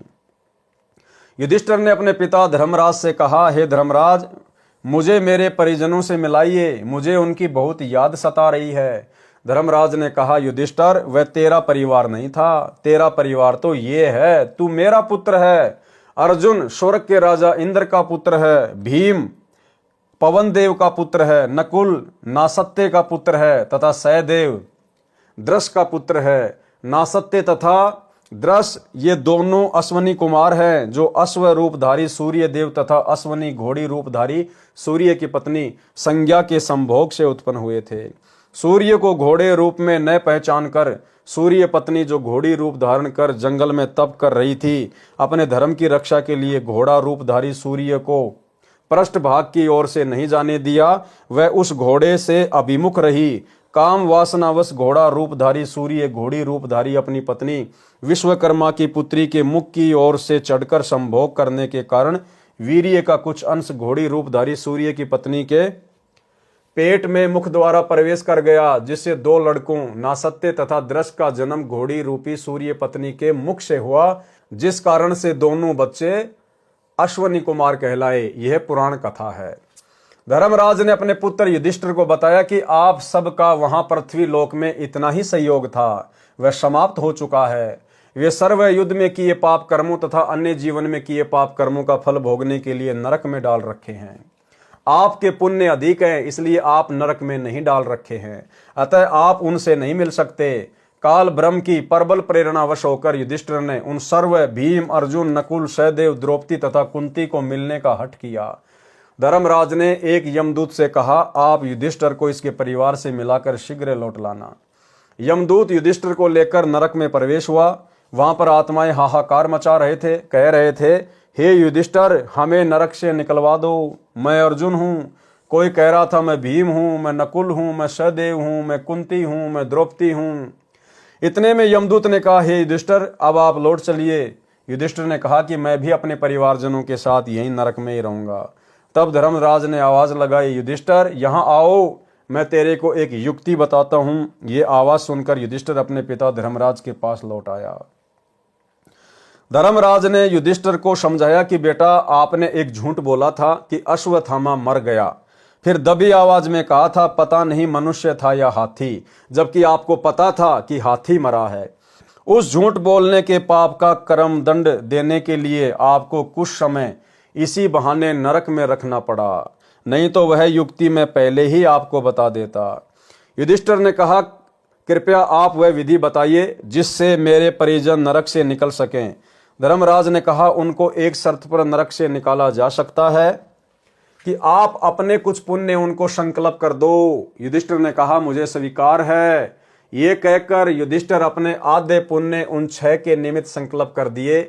वे 6 नरक से बाहर आकर धर्मराज के पास जहां युधिष्ठिर खड़ा था उपस्थित हो गए। उसी समय इंद्रदेव आया, अपने पुत्र अर्जुन को साथ लेकर चला गया। पवन देवता आया, अपने पुत्र भीम को साथ लेकर चला गया।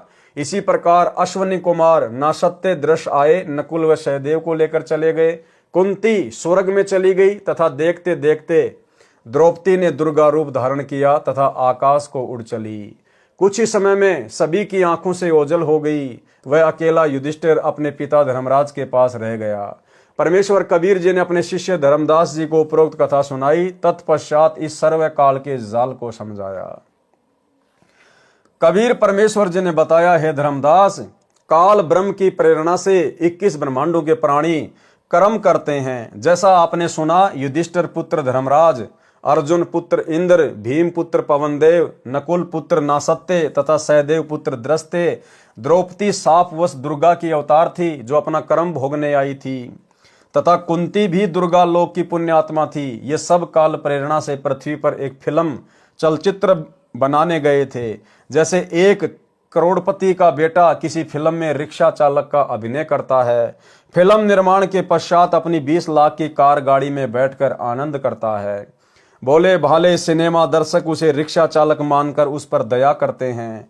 उसके बनावटी अभिनय को देखने के लिए अपना बहुमूल्य समय तथा धन नष्ट करते हैं। ठीक इसी प्रकार उपरोक्त पात्रों युधिष्ठिर, भीम, अर्जुन, नकुल, सहदेव, द्रौपदी तथा कुंती द्वारा बनाई फिल्म महाभारत के इतिहास को पढ़ पढ़कर पृथ्वी लोक के प्राणी अपना समय व्यर्थ करते हैं। तत्व ज्ञान को न सुनकर मानव शरीर को व्यर्थ कर जाते हैं। काल ब्रह्म यही चाहता है कि मेरे अंतर्गत जितने भी जीव हैं वे तत्व ज्ञान से अपरिचित रहे तथा मेरी प्रेरणा से मेरे द्वारा भेजे गुरुओं द्वारा शास्त्र विधि विरुद्ध साधना प्राप्त करके जन्म मृत्यु के चक्कर में पड़े रहें। काल ब्रह्म की प्रेरणा से तत्व ज्ञानहीन संतजन व ऋषिजन कुछ वेद ज्ञान अधिक लोक वेद के आधार से ही सत्संग वचन श्रद्धालुओं को सुनाते हैं, जिस कारण से साधक पूर्ण मोक्ष प्राप्त न करके काल के जाल में ही रह जाते हैं। हे धर्मदास, मैं पूर्ण परमात्मा की आज्ञा लेकर तत्व ज्ञान बताने काल लोक में कलयुग में आया हूं। यानी अपने आप को छुपा रहे थे कबीर परमात्मा धर्मदास जी के सामने। क्या पांडव सदा स्वर्ग में ही रहेंगे? धर्मदास जी ने बंदी छोड़ कबीर परमेश्वर जी के चरण पकड़ कर कहा, हे परमेश्वर, आप स्वयं सत्य पुरुष हो। धर्मदास जी ने अति विनम्र होकर आधीन भाव से प्रसन्न किया। प्रसन्न, हे बंदी छोड़ कबीर परमेश्वर जी, क्या पांडव अब सदा स्वर्ग में ही रहेंगे? उत्तर, नहीं धर्मदास, जो पुण्य युधिष्ठिर ने उनको प्रदान किए हैं उन पुण्यों का तथा स्वयं किए यज्ञ आदि धार्मिक अनुष्ठानों का पुण्य जब स्वर्ग में समाप्त हो जाएगा तब सभी पुण्य नरक में डाले जाएंगे। युद्ध में किए गए पाप कर्म तथा उस जीवन में किए गए पाप कर्म तथा संचित पाप कर्मों के फल को भोगने के लिए नरक में अवश्य गिरना होगा। युधिष्ठिर भी अपने आधे पुण्य दान करके पुण्यहीन हो गया है, वह भी शेष पुण्यों को स्वर्ग में समाप्त करके संचित पाप कर्मों के आधार से अवश्य नरक में डाला जाएगा। भले ही पाप कर्म कम होने के कारण नरक समय थोड़ा ही भोगना पड़े, परंतु नरक में अवश्य जाना पड़ेगा। जैसे युधिष्ठिर ने अश्वत्थामा मरने की झूठ बोली थी, उसका भी पाप कर्म दंड भोगने के लिए नरक में कुछ समय के लिए उसी समय ही जाना पड़ा। इसी प्रकार पूर्व जन्मों के संचित पाप कर्मों का दंड नरक में भोगना पड़ेगा। पश्चात पृथ्वी पर सर्व को अन्य प्राणियों की योनियों में भी जाना पड़ेगा। ये काल भ्रम का अटल विधान है।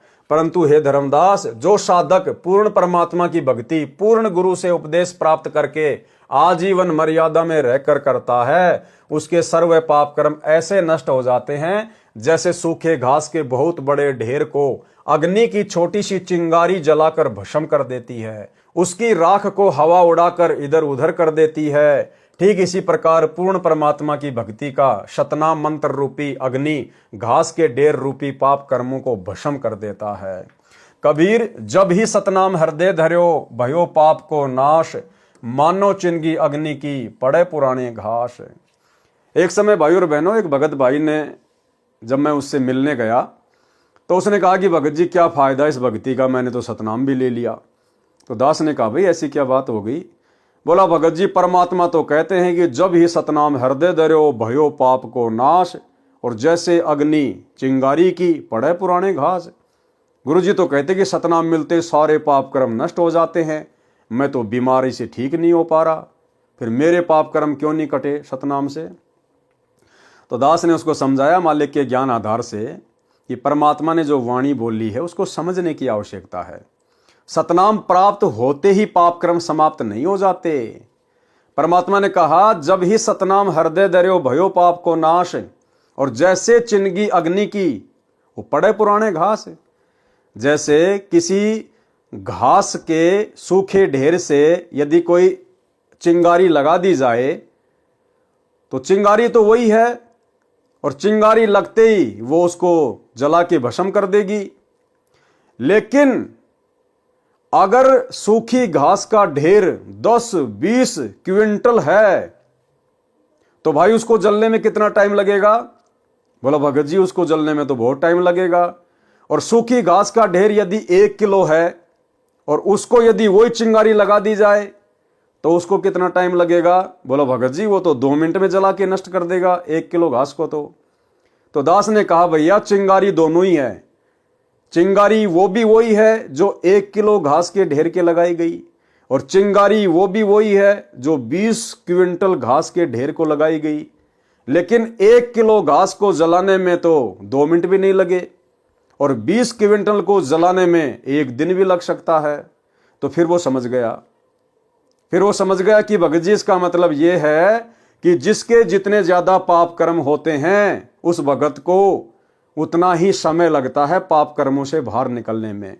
सतनाम तो अपना काम बराबर करेगा।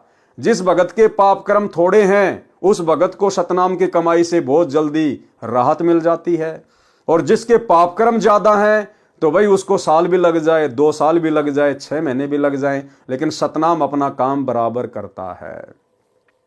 फिर तो वो भगत इतना समझदार हो गया, फिर तो मेरे को ही समझाने लग गया, बोलो भगत जी बात तो सही है, जैसे हॉस्पिटल में एक आदमी तो ऐसा है जिसको जुकाम है, वो तो 2 घंटे में ठीक होके आ जाएगा, और एक आदमी ऐसा जिसको कैंसर है, उसको 2 साल भी लग जाएगी।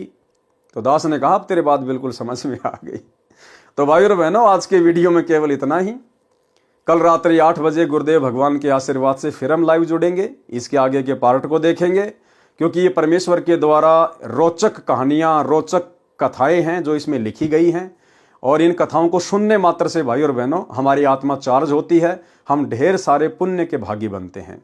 और जहां जहां गुरुदेव प्रेरणा करेंगे, हम सत्सेवक भाई बहनों के लिए कोई विशेष पॉइंट होगा, दास वहां पर अवश्य विश्लेषण करेगा। तो आज के वीडियो में केवल इतना ही। गुरुदेव भगवान हम सबको आज्ञा दें, इजाजत दें, आशीर्वाद दें। बंदी छोड़ सतगुरु रामपाल जी भगवान की जय हो।